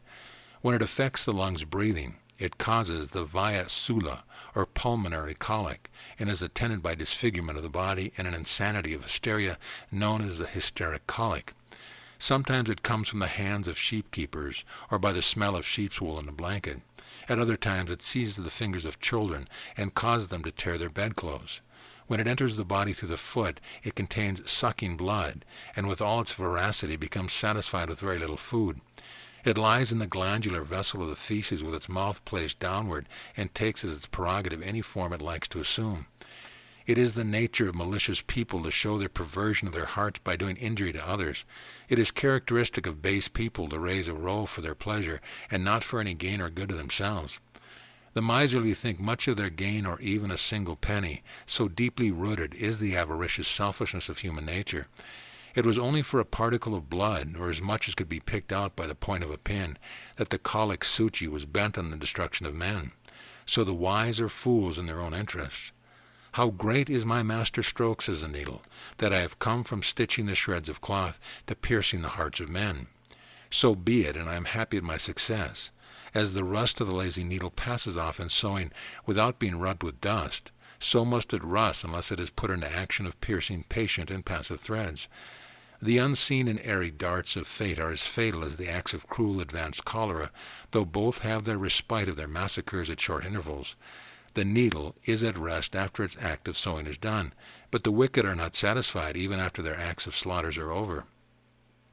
It dives in the dirt and rises in the air. It flies with the wind and lies down wherever it falls. It sleeps in the dust and hides itself at home, and in the inside and under the clothes and leaves. It dwells in the hand and ear holes and lotuses and heaps of woolen stuff. It is lost in the holes of houses and clefts of wood and underneath the ground. Valmiki added, as the sage was speaking in this manner, the sun went down in the west, and the day departed to its evening service. The assembly broke after mutual salutation to perform their sacred ablutions, and join again the next morning with the rising beams of the sun to the royal palace. Book 3, Chapter 71. Suchi's Remorse. Vasistha continued, after the carnivorous fiend Karkati had feasted for a long period on the flesh and blood of humankind, she found her insatiable appetite to know no bounds. She was never satisfied with anything. She used to be satisfied with a drop of blood in her form of a needle. Now she became sorry at the loss of the insatiable thirst and appetite of her former state. She thought in herself, "Oh, pity it is that I came to be a vile needle, with so weak and slender a body. I can take nothing for my food. How foolish I have been to forego my former gigantic form and change my dark cloudy figure for something like the dry leaf of a forest tree.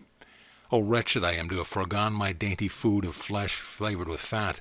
I am doomed to dive in dirt and drop down on the ground to be trodden and trampled under the feet of people, soiled and sullied in filth. Oh, me miserable, helpless and hopeless thing, and without any support or status. From one sorrow I fall to another, and one danger I succeed by another. I have no mistress or maidservant, no father or mother. I have no son or brother, nor anyone to serve or befriend me. I have nobody, no home, and no refuge or asylum anywhere. I have no fixed dwelling anywhere. Instead, I am driven about like falling leaves by driving winds. I am subject to all accidents and exposed to every kind of calamity.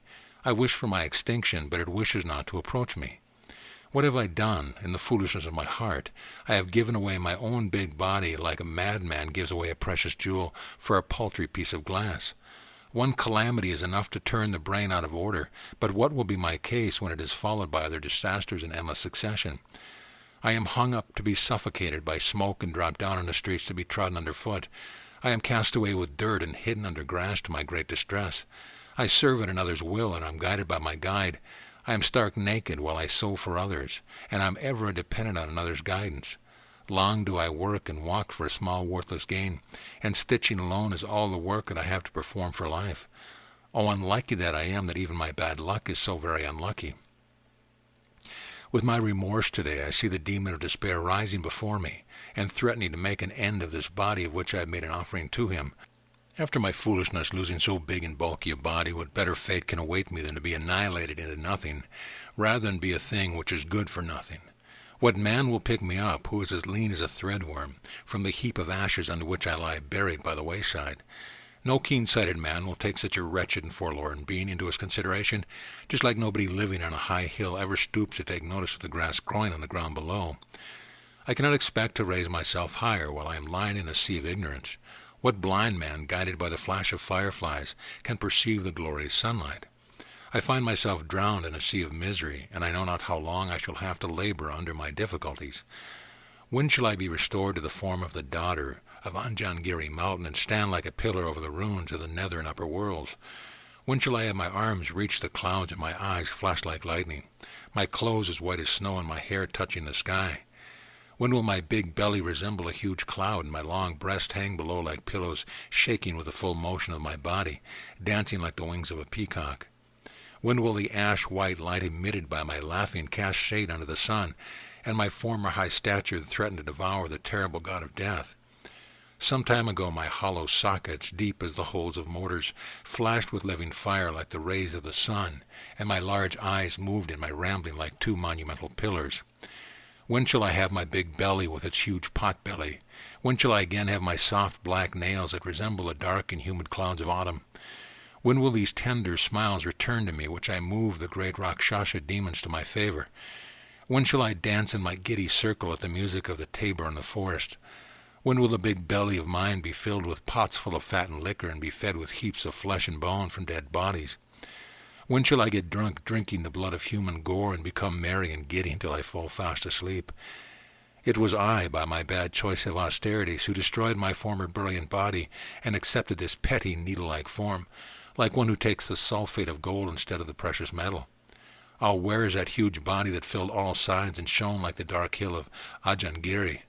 What is this puny and pinned form in the shape of a spider's leg, thin and lean like a tender blade of grass? The ignorant, thinking it useless, throw a golden jewel on the ground like a piece of glass. So I have cast aside my shining body for a bit of this black needle. O great Vindhya mountains with your hollow and snow-covered caves, why do you not destroy your dull elephants with your native lions? It is I who is as silly as an elephant. O my arms that used to break down mountain peaks, why do you fail to pluck the butter-like moon with your moony nails?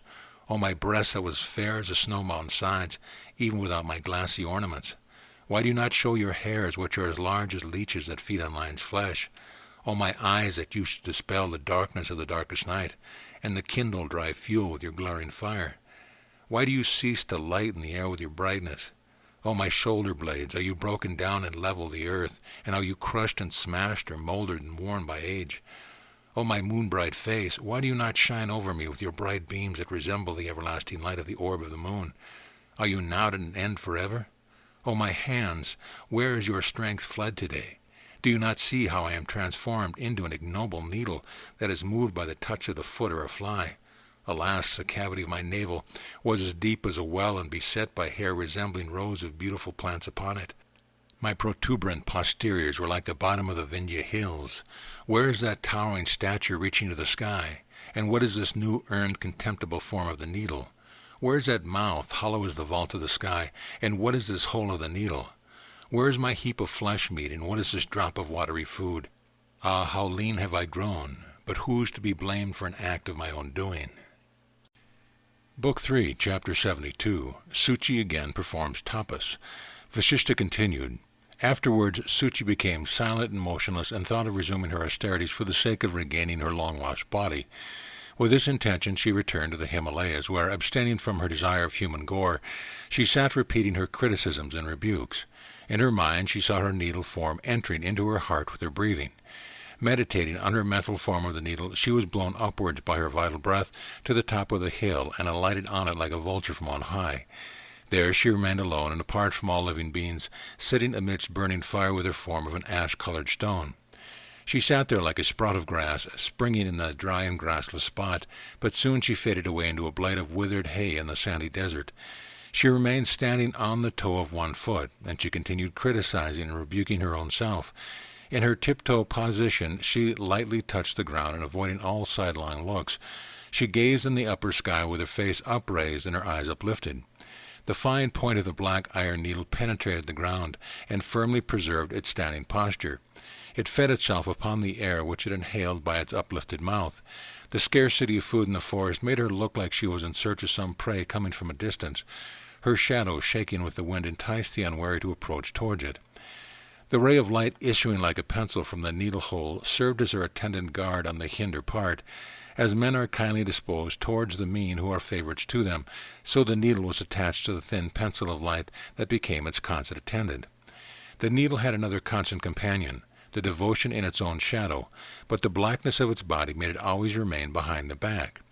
Thus these three, the iron needle, the thin pencil of light passing through its eye, and the needle's shadow, having firmly adhered themselves to the iron needle, became intimate friends, like all good people mutually assisting one another. On seeing Suchi in this plight, the trees and plants of the mountain forest felt compassion for her. Who is there who bears no sympathy for a pious devotee or her penance and austerities? The needle that was struck to the ground by its foot and had sprung up like some faculty of the mind was fed with the fragrance of fruits blown and borne by the breeze to its uplifted mouth. Woodland gods and demigods continued to fill its mouth with the dust of buds and full-blown flowers of the woods, but Suchi did not swallow the powdered meat dust that god Indra had caused to be thrown into her mouth for the purpose of frustrating the effect of her tapas.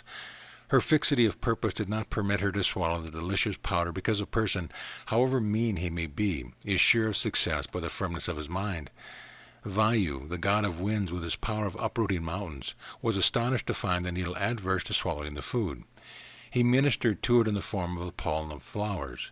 The resolute devotee is never shaken from his purpose, though he be plunged into mud or drowned in water or scattered by winds and thrown into burning fire, or when he is shattered by showers of hailstones, or struck by lightning, or battered by raindrops and intimidated by thunderclaps. The resolute mind is not changed in 1,000 years, and the feet of the firm, like those of the drowsy and dead drunk, never move from their place. A holy hermit, who is devoted to his purpose and time, loses the motion of his external organs, but by the exercise of his reason he obtains the light of true knowledge in his soul. Thus did Suchi gain the light of knowledge and become a seer of the past and future. She became cleansed of the impurity of her sins, and her impurity turned to purity. She came to know the truly knowable in her own understanding. After the removal of her sins by tapas, she felt true bliss in her soul. She continued in her austere tapas for many thousands of years, to the great astonishment of 7 times 7 worlds that became frightened at her austerities. The fervor of her tapas set great mountains on fire, and that flame spread all over the world like the blaze of an auspicious meteor. This made Indra, the god of heaven, ask Narada about the cause of these intense tapas, saying, "Who is so immersed in tapas that she obtains the fruit of worlds by her austere tapas?" Narada replied, "It is Suchi, who by her continued tapas of thousands of years has attained her highest state of enlightenment. She is that light which now inflames all the world. It is Suchi's tapas, O Lord of gods, that makes naga, serpents, sigh and hills tremble. It causes the celestials to fall down and the sea to overflow on earth. It dries up all things and casts a shade over a bright orb of the sun itself." Book 3, Chapter 73. Narada explains Suchi's tapas to Indra, who sends Maruta to disturb her tapas. Vasistha related, Indra, having learned about Karkati's austere tapas, was curious to know more about her from Narada. Indra asked, "I know Suchi acquired her fiendish practice of blood-sucking by means of her tapas, but who is this apish Karkati that is so greedy to gain flesh and bones?" Narada replied, "It is Karkati, the malevolent fiend, who became the individual soul Suchi, the colic pain of the living, and assumed the shape of an iron needle as its support. Afterwards, having forsaken that prop, it entered the human body. Then it flew up to the heart of the vehicle of vital breath, and is seated in the car of the current air and atmosphere. This colic of life Suchi, having entered into the bodies of vicious lives, passes through the canals of their entrails and the pores of their flesh, fat and blood, then nestles in the interior part like a bird. It enters the intestines with the breath of air and settles there in the form of flatulent colic. Afterwards, seated at the end of Nagroda artery, it becomes the various forms of colic with fullness of blood and inflammation. It also enters the body through other parts and organs and receives different names according to its situation. Then it feeds upon their flesh and marrow. Fastened to the knots of flower wreaths and stuck to leafy garlands decorating the breasts and cheeks of fond maidens, she sleeps enraptured with them on the bosoms of their loving spouses. She flies to the bodies of birds in the woodland retreats, free from the worldly sorrow and strife. She flutters on the tops of flowers of kalpa trees of Nandana paradise, or rolls on beds of lotuses in the lakes. She flies in the forms of fluttering bees over the high hills of the gods, and she sips honey drops perfumed with the fragrance of mandara flower pollen. In the form of vultures, she devours the entrails of the dead bodies of warriors through the wounds made by sword blades. She flies up and down in the translucent and glassy path of the sky and pierces into the human body through all pores, arteries, and orifices, just like expansive winds pass on all sides through every creek and corner. Just like the universal vital air runs in the heart of every living being in the form of the pulsation of air, so Suchi oscillates in every day as if they were her own home. Just like intellectual powers are lodged in every person like blazing lamps, so she resides in her dwelling and blaze as the mistress of everybody. She sparkles like the vital spark in blood particles, and she flows in bodies like liquid. She rolls and trolls in the bowels of living beings like whirlpools whirls about in the bosom of the sea. She rests in the white milk mass of flesh, just like Vishnu reclines on his bed of the serpent Sesha. She tastes the flavor of blood from all hearts, just like goddess Kali drinks the liquor of her goblet of wine. She sucks the circulating red-hot blood of hearts, just like the wind absorbs the internal and vivifying juice from the hearts of plants and trees. Now this living Suchi, intending to become a devotee, remains as motionless as an immovable substance and as fixed and steady in her mind. The iron-hearted needle, being now rarefied like invisible air, is traversing to all sides on the swift wings of winds resembling its riding horses. It goes on feeding on the flesh and drinking the blood of all living beings, and carrying on its various acts of giving and receiving, and dancing and singing all along. Though the incorporeal Suchi has become aeriform and invisible as vacuum, yet there is nothing which she is unable to accomplish by the powers of her mind, outstripping the swiftness of the winds. But though she runs mad with her meat and turns giddy with her drink, yet she is curbed by fate from running at random, like an elephant in chain. The living body, like a running stream, moves apace with pillows in its course. The painful and destructive diseases under which it labors are like greedy sharks lying hidden underneath. This frail body, like the formless Suchi, being disabled by its inability to gorge on its fleshy food, began to lament its fate, like old and sickly rich folks for their lack of hunger and appetite. The body with its members move about like beasts of the forest for their prey. It plays its parts like an actress on a stage, dressed with good clothes and ornaments. The body's internal and external winds move it back and forth. Its natural weakness and mobility is always in need of being moved by the vital air, just like the immovable fragrance requires to be blown by a breeze. Men in vain rely on mantras and medicines and austerities and charities, and on the adoration of idols for relief, while their bodies are subject to disease like the sea to its surges. The unseen force of mobility is soon lost in the solid body, just like the light of the lamp is lost in darkness. So the living Suchi came to be lost in the iron needle in which she had her rest. Everyone aspires to a state according to his natural propensity. The Rakshashi's own inclination led her to choose being a needle. A man tired from traveling far and wide returns at last to take his rest at home. So the big and living Karkaki returned into the form of a thin iron Suchi in order to rest. But like ignorant people who prefer the grosser pleasures of the body to the nicer delights of the soul, she still wanted her grosser enjoyments that now are lost to her. With the intention of satisfying her thirst, she traveled to all parts and quarters in her form of the poor needle, but she derived more mental pleasure from the experiences than the satisfaction of her physical appetites. When the container is in existence, it is possible to fill it with its contents and not otherwise, so one having his body can seek and get every pleasurable object to give it delight. Remembering now the past enjoyment of her former body, she became sad in her mind that before she had been so highly pleased and satisfied filling its belly. Then she resolved to undertake austere tapas for the purpose of recovering her former body. With this object in view, she chose for herself the proper situation for her castigation. The individual soul of Suchi thought of entering into the heart of a young vulture flying in the air. Thus, by the help of her vital breath, she soared to it and rested herself in the air like that bird. The vulture, filled with the malevolent spirit of the choleric Suchi in herself, began to think of executing the purpose that Suchi had in her mind. Thus the vulture, bearing the unsatisfied Suchi within its body, flew to its intended spot on the mountain. It was driven there like a cloud by the wind, and it was in this place that Suchi was to be released from her needle shape. It sat there in its state of asceticism on a spot of solitary forest, seeming to be freed from all desire of the world. It stood there on one of its legs, supported on the tip of its toe. It looked like the statue of some god that had been consecrated on the top of a mountain by someone in the form of a Garuda.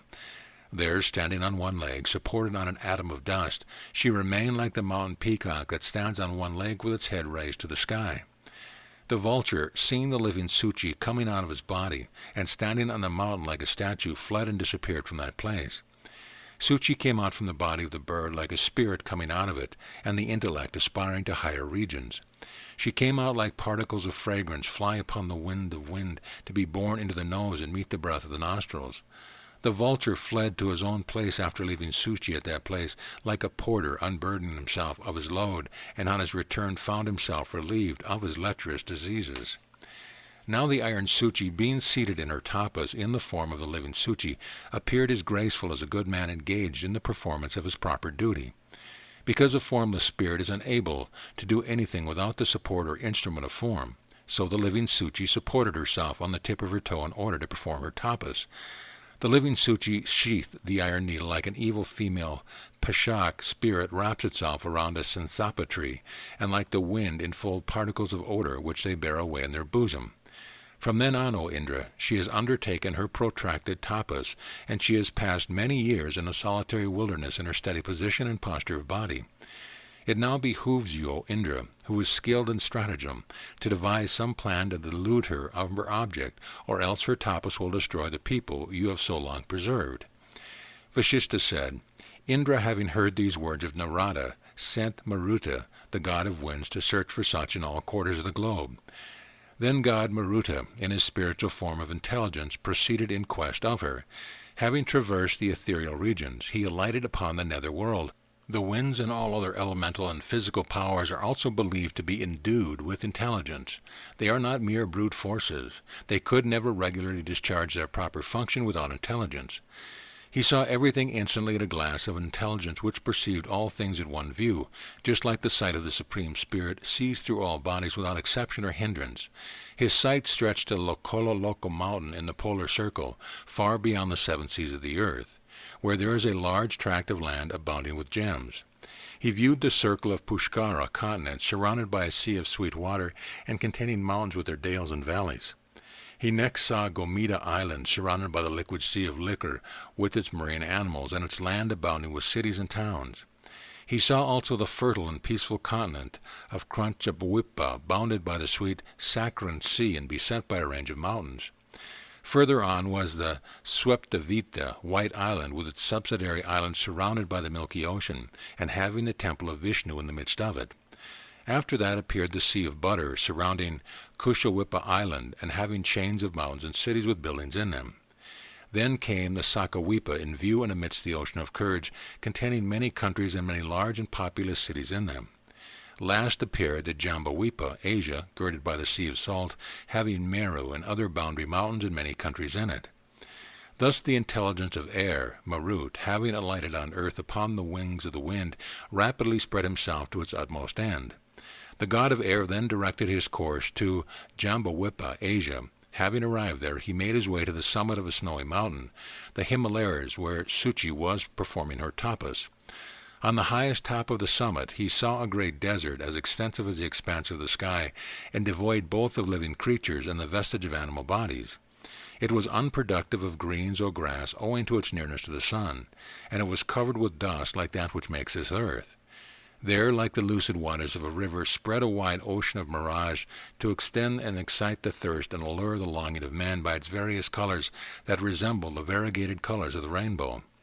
Its wide expanse, reaching almost to infinity, was not measurable even by the regions of the quarters of heaven, and the gusts of wind blowing up it served to cover with a canopy of dust. It resembled a wanton woman smeared with red powder like sunbeams, and sandalwood paste, like the moonbeams, and attentive to the whistling of the breeze.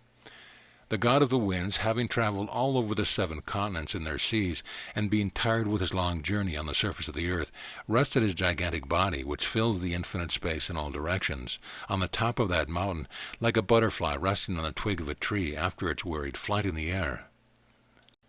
Book 3, Chapter 74, The Consummation of Suchi's Tapas. Vasistha speaking. The god of the wind saw Suchi standing erect, like a crest on the summit of the mountain, amidst that vast tract of desert all around. She stood upon one leg, fixed in her meditation, and roasted by the burning sun over her head.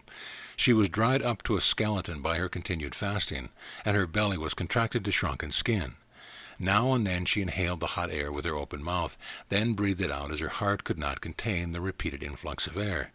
She was withered under the scorching sunbeams and battered in her frame by the hotter winds of the desert, yet she moved not from her standpoint as she was relieved every night by the cool bath of the moonbeams. She was content covering her head under particles of dust and did not like to change her state for a better fortune. She gave up the possession of her forest to other living beings, and lived apart from all in the forms of a crest of a hair. Her breathing, being withdrawn to the cranium, appeared out of it like a tuft of hairs or bushes clapped on her head. The god of air was astonished to see Suchi in this state. He bowed down to her and was struck with terror as he saw her more carefully. He was so overawed by the blaze of her body that he dared not ask her anything such as, "O saintly Suchi, why do you undertake these austerities?" He only exclaimed, "O holy Suchi, how wonderful is the sight of your tapas!" Impressed with the veneration of her holiness, the god made his departure to heaven from where he had come. He passed the region of the clouds and reached the sphere of the still air. Then, leaving the realm of the spiritual masters behind him, he arrived at the ecliptical path of the sun. Then, rising higher in his airy car, he arrived at the city of Indra, where he was cordially embraced by the Lord of Gods for the merit of his sight of Suchi. Being asked what he saw, he related all that he had seen to the assembled gods in the court of Indra. Pavana, the god-wind, said, "There is a king of mountains in the high Himalayas, situated in the midst of Asia. It was Lord Shiva who bears the crescent of the moon on his forehead. For his son-in-law, north of it is the great peak with a plain land above it. That is where the holy Sochi holds her hermitage and performs her rigorous tapas. What more shall I relate other than she has abstained even from air, and has made a mess of her entrails coiled up together? She has contracted the opening of her mouth into a needle hole, and stopped even that with a particle of dust, in order to restrain it from receiving even a cold dewdrop for food. The fervor of her tapas has made the snowy mountain forsake its coldness, and assume an igneous form which is difficult to approach. Therefore, let us all rise and go to the great Father of creatures for redress, or know the result of her fervent tapas must prove to our disadvantage." Hearing Pavana's words, Lord Indra, in company with the other gods, proceeded to the abode of Brahma, and prayed to him for their safety. Brahma answered, "I am going even now to the summit of the snowy Himalayas to give Suchi her desired boon." Upon this assurance of Brahma, the gods all returned to their celestial abodes. During this time, Suchi became perfect in her holiness. She began to glow with the fervor of her tapas on the mountain of the immortals. Suchi very clearly perceived the passage of time by fixing her open eyes on the sun, and by counting days by the rays of solar light penetrating the opening of her mouth, the needle hole. Suchi, though flexible as a bit of thread, had attained the firmness of Mount Meru by her erect posture. She saw by the ray of sunlight that penetrated the eye of the needle that her shadow was the only witness to her upright tapas. Suchi's shadow, the only attendant of her tapas, hid herself under her feet for fear of the midday heat. So do people find their best friends forsake their company in times of adversity. The union of the three persons of the iron, the ascetic, and the shadowy Suchi, like the meeting of the three rivers, Ashi, Varana, and Ganga, described a triangle in the form of the sacred city of Benares. This union of the three, like the confluence of the three rivers of Triveni, the Ganga, Yamuna, and Saraswati, purifies the sins of men by the three different colors of their water, namely the blue, black, and white. A person becomes acquainted with the unknown cause of all only by reasoning in his own mind and by means of his self-consciousness. Awareness of one's own mind is the best guide in all things. O Rama, there is no better teacher for men. Book 3, Chapter 75. Suchi regains her former frame. Vasistha continued, After 1,000 years of long and painful tapas by Suchi, Brahma, the great father of creation, appeared to her under his pavilion of the sky, and bade her accept the boon she preferred. Suchi was absorbed in her tapas. Her vital principle of life, remaining dormant in her, wanted the external organs of sense to give utterance to her prayer. She remained only to think upon the choice she should make. She thought to herself, I am now a perfect being, and I am delivered from my questions. Therefore, what blessing do I need to ask beyond this state of beatitude, bliss of contentment and self-resignation, which I already possess in my peace and tranquility? I have the knowledge of all that is to be known. I am free from the web of errors. My rationality is developed. What more is necessary for a perfect and rational being? Let me remain seated as I am in my present state. I am in the light of truth and quite removed from the darkness of untruth. What else is there for me to ask or accept? I have passed a long period in my ignorance. I was carried away like a child by a demon of the evil genius of earthly desire. This desire is now brought under subjection by the power of my reasoning. So of what value are all the objects of my desire to my soul? The Lord of creatures kept looking on Suchi, sitting with her mind fixed in her silent meditation, and resigned to her destiny. She was quite withdrawn from all external sensations, and from the use of her bodily organs. Brahma, with the kindness of his heart, again approached the indifferent woman and said, "Receive your desired blessing, and live to enjoy for some time longer on earth. Then, having enjoyed the joys of life, ye shall attain the blissful state, from which you shall have no more to return here. This is the fixed decree destined for all living beings on earth. By merit of your tapas, O best of womankind, let your desire be crowned with success. Resume your former physical form and remain as a Rakshashi in this mountain forest.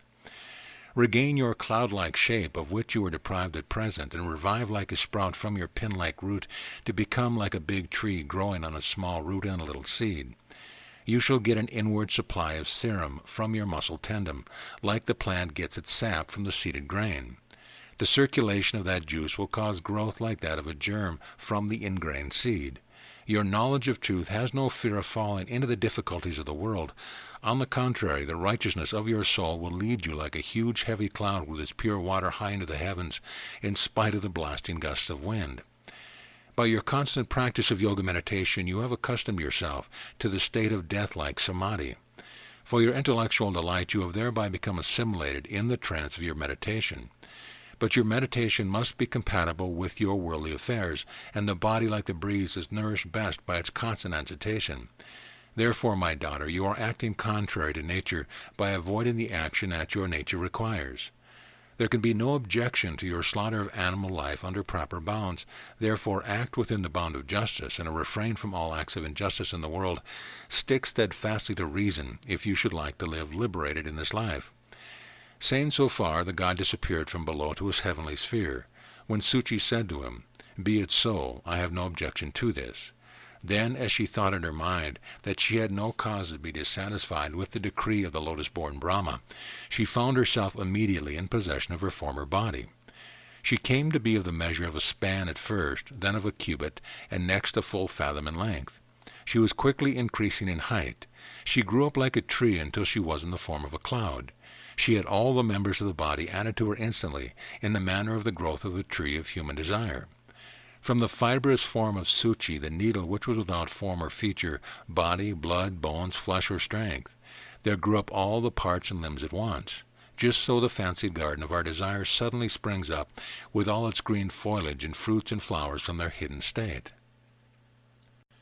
Book 3, Chapter 76, Refraining from Unlawful Food. Vasistha continued, Suchi the needle now became the demoness Karkati again. Her leanness turned to bulkiness in the manner of a flimsy cloud assuming a gigantic form in the rainy season. Now returning to her native air and element, she felt some joy in herself, but she renounced her fiendish nature by the knowledge she had gained, like a snake throws off its old skin. There, seated in her lotus posture, she continued to reflect on her future course. Relying on the purity of her new life and faith, she remained fixed as the mountain peak. After 6 months of continued meditation, she obtained the knowledge of what she sought. Like the roaring of clouds rouses the peacock to the sense of an approaching rain. Being roused to her senses, she felt the pains of her thirst and hunger, because the nature of her body never forsakes its appetites as long as it lasts in the same state. She became sad, not knowing what food she should take, because she thought the killing of an animal life for food was unlawful and repugnant to her nature.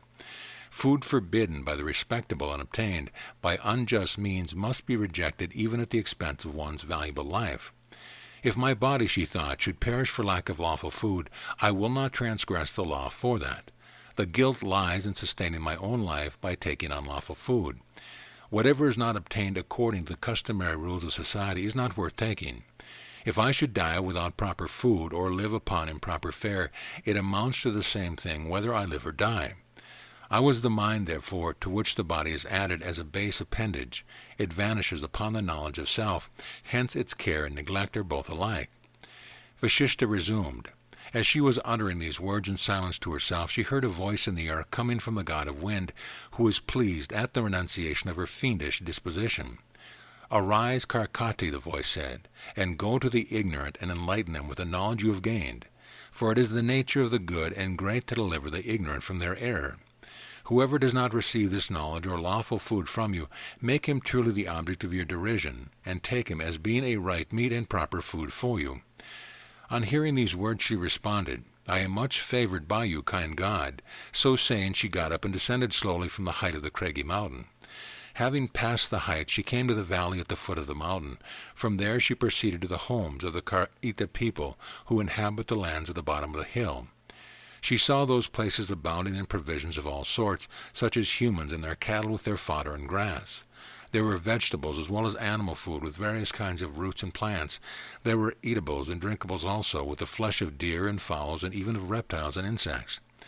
The nocturnal fiend then walked her way under the shade of the deep darkness of the night, in her form of the dark mountain of Anjangiri. Unperceived by the inhabitants, she went towards the home at the foot of the Himalayas.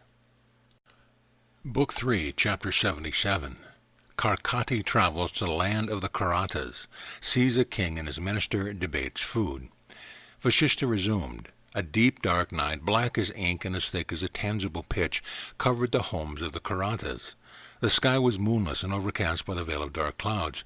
The woodlands were hidden by tamara trees, and thick masses of black clouds flew about in the air. Thick shrubs and bushes covered the hilly villages, obstructing passage by their impervious darkness. The flitting light of fireflies gave the homestead an appearance of a bridal night. The thick darkness spread over the compound of houses, shut out the passage of the light of lamps, which made their way through chinks in the houses where they were burning. Karkati saw a band of female Pashaka ghosts dancing about her as her companions. She became motionless as a block of wood, unseen giddy Vatala ghosts moving about with human skeletons in their hands. She saw antelopes sleeping by her and the ground matted over by thick snowfall. The breeze gently shook drizzling drops of dew and frost from the leaves of the trees. She heard frogs croaking in the bogs and night ravens cawing from the hollow of the trees. The mingled noise of happy men and women came from the inside of the house. She saw a phosphorescent light burning in the swamps with the luster of portentous meteors. She found banks and streams thick with thorns and thistles growing by their sides, and washed by the waters gliding below them. She looked above and saw groups of stars shining in the firmament. She saw the forest about her, the breeze shaking their fruit and flowers. She heard the alternate and constant cries of owls and crows in the hollows of the tree. She listened also to the shouts of robbers in the outskirts and the wailing of villagers at a distance. Foresters were silent in their native woods, and citizens were fast asleep in the cities. Winds were howling in the forests, and birds were at rest in their woodland nests. Furious lions lay in their dens, and deers were lying in their caves. The sky was full of frozen dew, and the woodlands were all still and quiet. Lightning flashes from dark, inky clouds resembled the reflection of rays from the bosom of a crystal mountain. The clouds were as thick as solid clay, and the darkness was as stiff as if needed a sword to cut it. Blown by the storm, dark clouds fled in the air like the dark Anjana mountain. Then deluged a flood of pithy rain like a waterfall from the bosom of a mountain. The night was as dark as the pit of a coal mine, and as jet black as the wing of a black bee. The whole landscape, lulled to sleep, appeared like the world lying submerged under ignorance. In this dreadful dead of night, in the area inhabited by Karatas, she saw a king and his minister wandering together in the forest. The king was named Vikrama, and he was as brave and valorous as his name and conduct implied him to be. He came out undaunted from within the city after the citizens had fallen fast asleep. Karkati saw them wandering in the forest with the weapons of their valor and fortitude, looking for the Vatala ghosts that infested their neighborhood.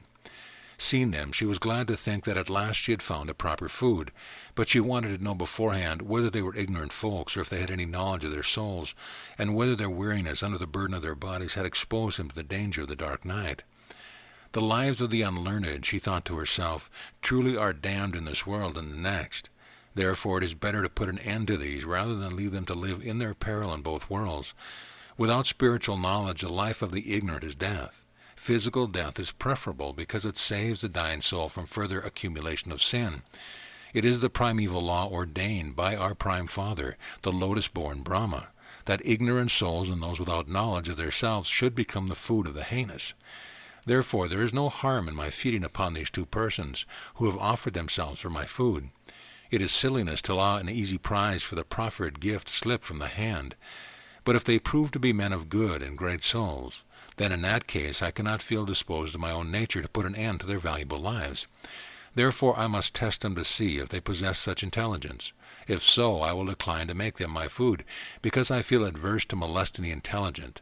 For those who expect to have true glory and real happiness throughout their lives on earth must always honor the learned with gifts adequate to their part and desire. I should rather suffer my body to perish with hunger than to destroy the intelligent for its support. The soul derives more satisfaction from the counsel of the wise than bare life without knowledge can possibly afford. The learned are to be supported even at the expense of one's own life, because the society of the wise is the tonic for the soul, though death should deprive us of our bodies. If I, a man-eating Rakshasi, am so favorably disposed to the preservation of the wise, then what reasonable man is there who must not make a breastplate of the wise for himself? Of all embodied beings that move about on the surface of the earth, it is only the man of profound understanding who sheds his benign influence like cooling moonbeams all around him. To be despised by the wise is death, and to be honored by the learned is true life. Only the company of the wise makes life forth its fruits of heavenly bliss and final beatitude. I will now ask a few questions to test them, like copper by the chemical process, and know whether they are men of character or gilded on the surface with wise looks. Upon examination and ascertainment of the qualifications, if they prove to be wiser than the examiner, then one should avail of their instruction. Otherwise, there is no harm to make an end of them, as they best deserve. Book 3, Chapter 78. Karkati confronts the king and his minister. Vasistha continued. The Rakshasi, who was an offshoot of the great garden of Rakshasa demon race, made a loud and tremendous yell like the deep roaring of a cloud. After her deep roar she muttered in a clattering voice, like the rattling of a thunderclap following the rumbling of clouds. She said, Ho, ho! What are you who venture abroad in this dread and dreary desert? Dark is the great illusion of Maya, with which out the light of the sun or moon is as gloomy as the gloom of ignorance. Why are you crawling here like insects, bread and stone? What men of great minds are you to have come here like weak-minded deviants who have lost their way? You have become an easy prey for me, and must meet your fate in my hands in a moment. The king replied, O you demon, what are you, and where do you stand? If you are an embodied being, show yourself unto us. Who is terrified by your bodiless form, buzzing like a bee? It is the business of the brave to immediately pounce like a lion upon his prey. Therefore, leave off your bragging and show us your prowess at once. Tell me what you want of us, and whether you terrify us by your vain boasting or utter these words from your own fear of us. Now measure your body according to your speech, and confront us without delay. Slow gain serves no good, save the loss of time. On hearing the king's speech, she thought it well said, and immediately showed herself to them, uttering her loud shout with a grinning laughter. The king heard her voice filling the air and resounding in the woods. He saw her huge and hideous person by the light of her open mouth, and ivory teeth in the act of her loud laughter. Her body was like a huge cliff hurled down by the thunderbolt of the last doomsday. The flashes of her eyeballs blazed in the sky like a pair of bangles or conch shells. The darkness of her appearance would have cast shade on the deep, dark waters of the universal deluge that hid the flame of the undersea fire. Her voice was as hoarse as the growling of clouds on the high heads of the hill. Her form was like that of a monumental pillar standing between heaven and earth. The gnashing of her teeth struck the night rovers with the fear of being ground to death under them. Her figure, like those of the nocturnal demons, yakshas, rakshasas, and pishakas, by its erect hairs, muscular limbs, dingy eyes, and coal-black color, inspired dread of dire disaster. The air she breathed in her lungs snored like the horrible snorting of horses' nostrils. The tip of her nose was as big as a mallet, and the sides as flat as a pair of bellows or winnowing fans. She stood with her jet-black body like the rock of dark agate. Her body, joined with her loud laugh, gave her the appearance of all the subduing night of disillusion. Her bulky body, resembling a thick, cloudy night, approached them like an autumn cloud moving in the forest of the sky. The huge body appeared like a demon rising from underneath the ground and approaching to devour them, like an eclipse engulfs the sun and moon. Her ebony breasts were hanging down like two pendant clouds of somber sapphires, or more like two mortars or water pots with her necklace hanging on them. Her 2 arms were suspended from her bulky body like a couple of stout branches from a sturdy oak, or like 2 logs of burnt wood from her coal-like body. Seen her thus, the two valiant men remained as steadfast as those standing on the firm ground of certainty, who are never led away by doubt. The minister said, "O great friend, what causes this rage and fury in your great soul? It is only the mean and base who are always violent, even in trifling matters. Lay aside this great ado for nothing, which does not become you. The wise pursue their business with coolness to crown with success. Know that soft and slow breath of our moderation has driven swarms of such flies like yourself, just like a slight breath of wind scatters dry leaves and straws. Setting aside all haughtiness and passion of spirit, the wise man conducts his business with a calm coolness of his mind, assisted by reason and practical wisdom.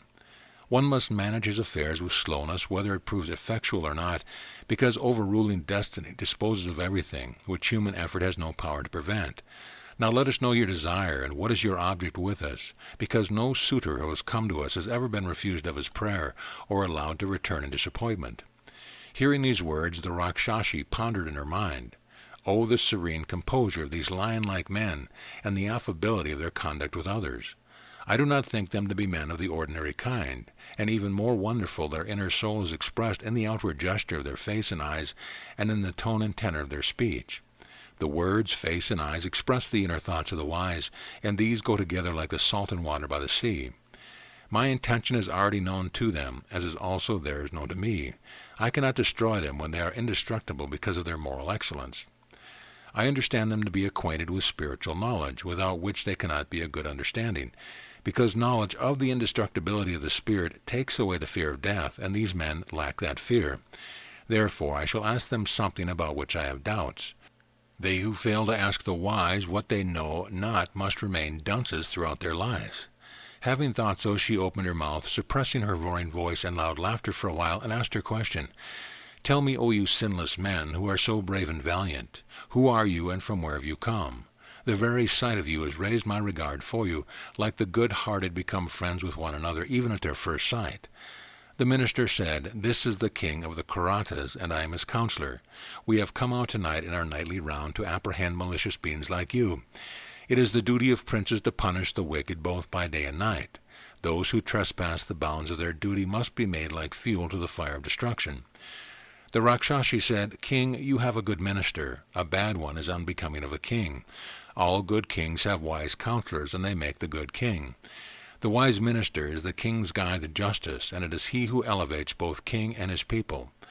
Justice is the first of the four cardinal virtues: justice, temperance, prudence, and frugality, and it is the only virtue of a ruler who is called the incarnation of justice. But kings also must have spiritual knowledge, because that is the greatest human knowledge.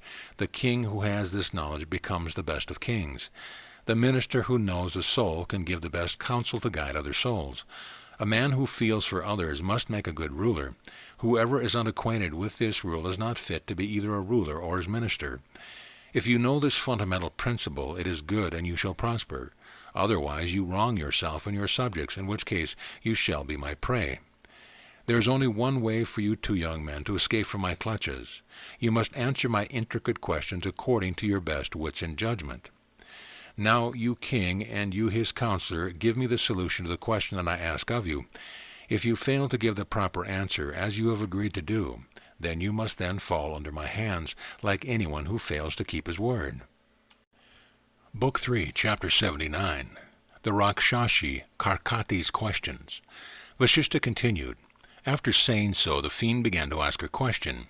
"You should be attentive to them, Rama, like the king who told her to go on." The Rakshasi resumed, "What is that minuscule atomic particle that is one yet many, and is as vast as the ocean, and which contain innumerable worlds like the bubbles of the sea? What is a void, yet no void? What is something, yet nothing? What makes me and you, and where do I or you abide and subside? What moves unmoved and unmoving, and stands without stopping? What is intelligent, yet is as dull as a stone? What presents its variety in the emptiness of understanding? What is the nature of fire without its burning quality? What is the non-flammable substance that produces fire and its flame? Who is not of the nature of the ever-changing solar, lunar, and stellar lights, but is the never-changing enlightener of the sun, moon, and star? Who, having no eyes, gives the eye its sight? Who gives eyesight to the eyeless vegetables and the blind mineral of creation? Who is the maker of heavens, and who is the author of the nature of things? Who is the source of the world of jewels, and those treasures are all the gems contained in it? What is that monad which shines in darkness, and is the point that is and is not? What is that iota which is imperceptible to all? And what is that jot that becomes an enormous mountain? To whom is the twinkling of an eye as long as a kalpa millennium, and the whole age only a moment? Whose omnipresence is equal to his absence, and whose omniscience is the same as his total ignorance? Who is called spirit, but is no air in itself? Who is said to be a sound or word, but is none of them himself? He is called the All, but is nothing at all of all that exists. He is known as ego, but no ego is he himself. What is gained by the greatest effort over a great many births, which when gained at last is hard to retain, owing to the spiritual carelessness of mankind?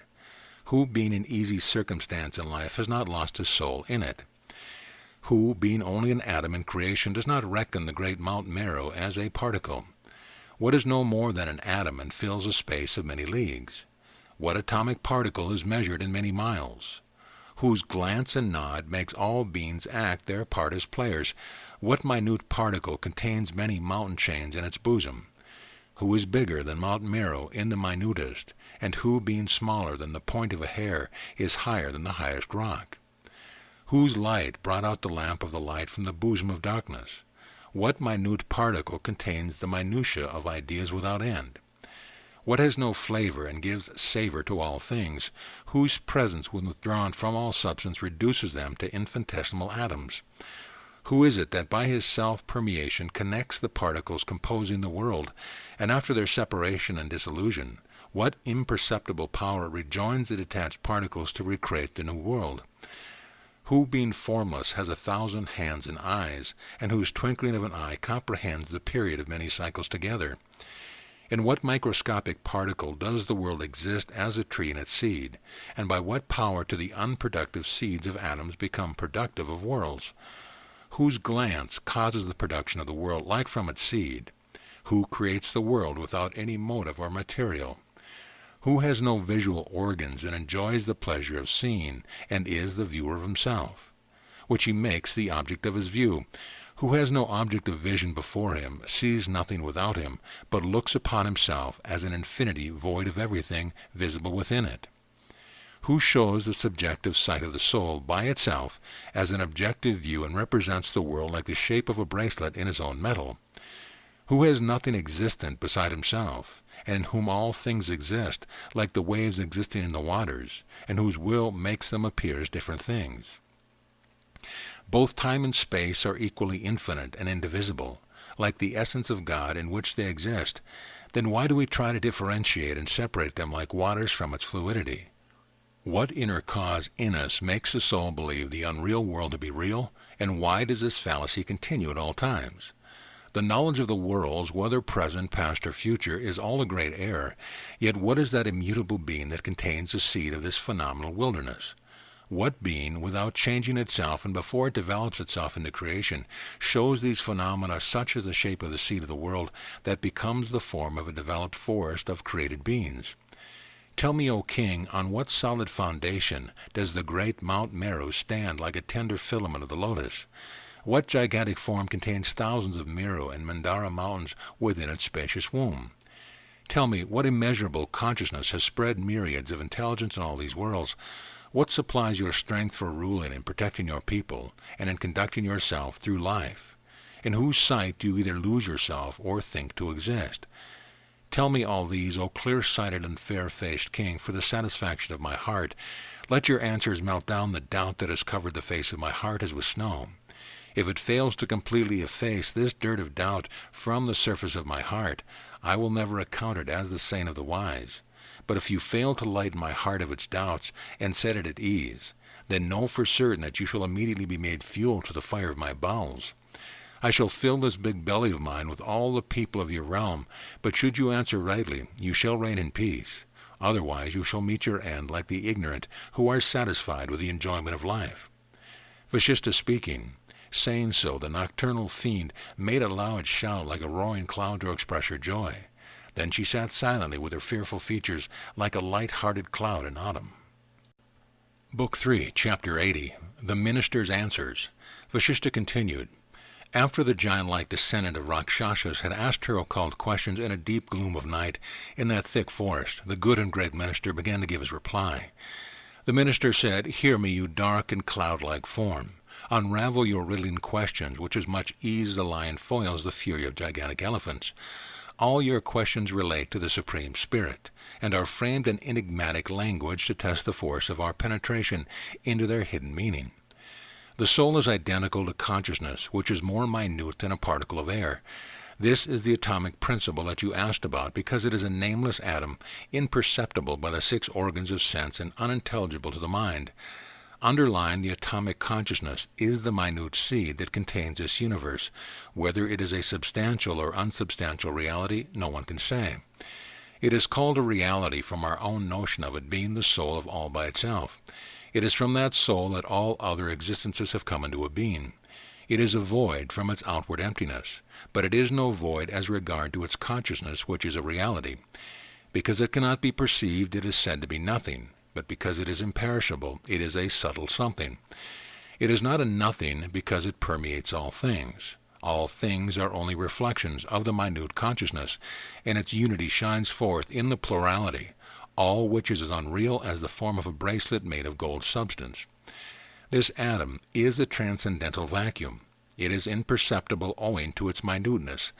Though it is situated in all things, it is unperceived by the mind and external senses.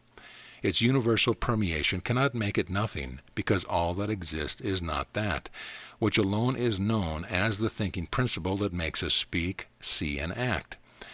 No kind of reasoning can establish the non-entity of real existence, because it is not capable of being seen by anyone. Yet the universal soul is known in its hidden form like the unseen camphor by its smell. The unlimited soul resides in all limited bodies, and the atomic consciousness pervades the vast universe in the same manner as the mind fills all bodies in its purely subtle state, unknown to the senses. It is one and all, unity as well as plurality, because it is the soul of each and all, both singly as well as collectively, and because it supports and contains each and all by and within itself. All those worlds are like little billows in the vast ocean of divine consciousness, whose intelligence, like a liquid body, shows itself in the form of eddies in the water.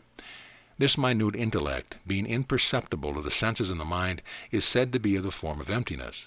But being perceived by our consciousness, it is not a nothing, although of the nature of a void in itself.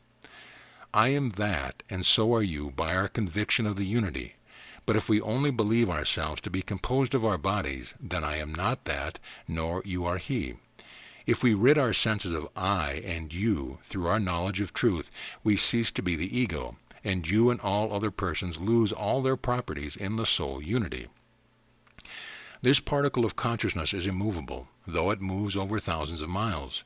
We find that in our consciousness this particle has many a mile composed in it. The mind is firmly seated in the empty intellect from which it never stirs, though it goes to all places where it is never located. That which is its seat in the body can never go out of it, just like a baby hanging on the breast of its mother cannot loose to another place for its rest. One who is free to range over large tracts will never leave his own home, where he has the liberty and power to do all he likes. Wherever the mind may wander, it is never affected by the climate of that place, just like a jar taken to a distant country with its lid shut does not yield any passage to the light and air that region into it.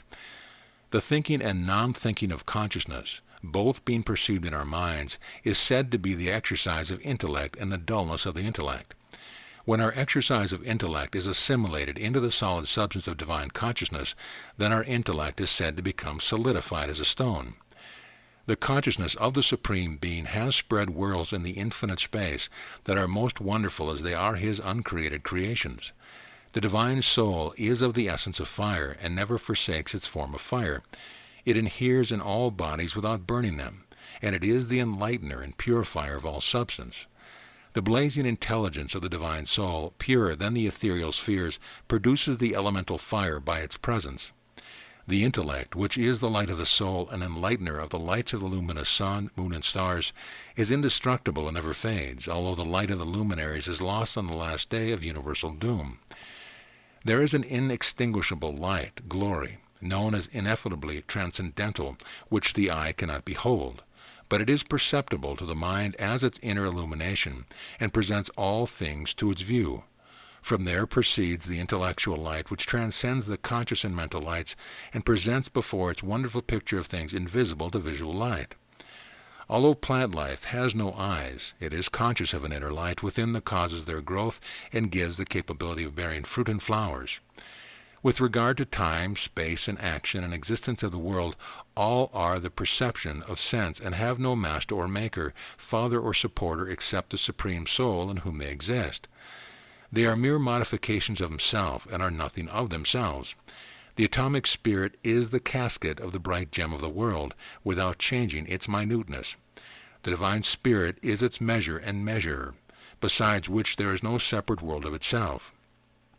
Spirit manifests itself in everything in all these worlds. It shines as the brightest gem when all the worlds are compressed in it at the universal dissolution. Because his nature is beyond understanding, he is said to be a speck of obscurity. Because of the brightness of his intellect, he is said to be a ray of light. Because we are conscious of him, he is known to exist. Because our sight cannot see him, he is said to be non-existent. He is said to be far away because he is invisible to our eyes, and to be near because his being is the nature of our consciousness. He is described as a mountain because he is the totality of our consciousness, although he is more minute than any perceptible particle. His consciousness manifests itself in the form of the universe. Mountains are not real existences. They exist like Meru in his atomic substratum. A twinkling is what appears as a short instant, and a kalpa, epoch, is the long duration of an age. Sometimes an instant, when it is filled with acts and thoughts of an age, represents a kalpa, just like the extensive country of many miles can be pictured in miniature or in a grain of the brain.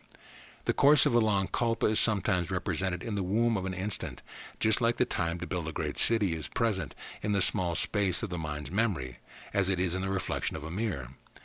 As little moments and kalpa ages, high mountains and extensive miles may abide in a single grain of the intellect, so do all dualities and pluralities unite and meet in the unity of God.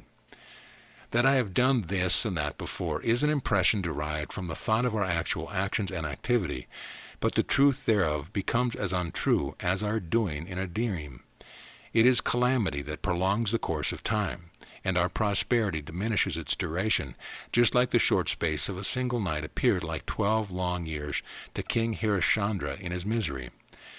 Anything that appears as the certain truth to the mind stamps the same impression in the soul. It is the same as the impression of a golden jewelry is deeper in the soul than the idea of its gold. There is nothing like a moment or an age, or anything like near or far to the soul. It is the idea in the minute intellect that creates their length of brevity and nearness of remoteness. The opposites of light and darkness, nearness and distance, and a moment and an age are only varied impressions on the unvaried percipient mind. There is no real difference. All things or objects that are perceptible to the senses are called evident or apparent. That which lies beyond them is said to be imperceptible or unapparent. But visual sensation is not self-evident, only the vision of consciousness, which is the real essence. As long as there is a knowledge of the jewel, there is a knowledge of the gem also, that of the real gem being lost under the apparent form. By restoring attention away from the visible form of the jewel to its real essence, that one is led to the sight of the pure light of the only one Brahman. Brahma is viewed as reality, Sat, when he is thought of as all-pervading all things. He is said to be unreal, Asat, because he is not the object of vision. Consciousness is said to be a reality from its faculty of exercise of intellect, otherwise it is a stolid or dull matter. Consciousness is the wonderful property of the divine spirit, in which it is present as its object, Chetya. But how can a man see consciousness if his mind is fixed to the sight of the world that is a shadow of consciousness and moves like a tree shaken by the wind? As a mirage is the reflection of the dense light of the sun, so the world is a shadow of the solid light of divine consciousness. That which is more refined than the rays of the sun and never decays is always as uniform as it was before creation and remains apart from it. Hence its existence is equivalent to its non-existence. Just like the accumulation of sunbeams exhibit the form of a gold mine in the sky, so that the gold appearance of the world prevents the deluded from seeing the knowable object of the intellect. Like the appearance of a visionary city in dreams, the sight of this world is neither reality nor altogether unreal. It is a reflection of consciousness, like the dream is a reflection of images in the memory. It is only a continued medley of errors. Knowing it as such, men should consider everything by the light of reason and proceed to the knowledge of truth by their intellectual culture. There is no difference between a house and a void other than that the one is the object of vision and the other of consciousness. Again, all nature teeming with life is said to live in God, who is light and life of all forevermore. But all these living beings have no room in the empty sphere of divine consciousness. They live and shine like solar rays proceeding imperceptibly from the luminous orb. A difference appears in these rays, both from the original light and from one another, by a curious design of providence, but in the same and all like the forms of the trees growing out of the same kind of seed. As the tree contained in the seed is of the same kind as the parent seed, so the innumerable worlds contained in the empty seed of Brahma are also as empty as Brahma himself. As the tree, which is yet undeveloped in the seed, does not exist without development of its parts, so the world in the womb of Brahma was discernible only to divine consciousness. There is only one God, who is one and uncreated, calm and quiet without beginning, middle, or end, and without a body in its parts. He has no duality and is one in many. He is of the form of pure light and shines forever with everlasting and undiminished luster.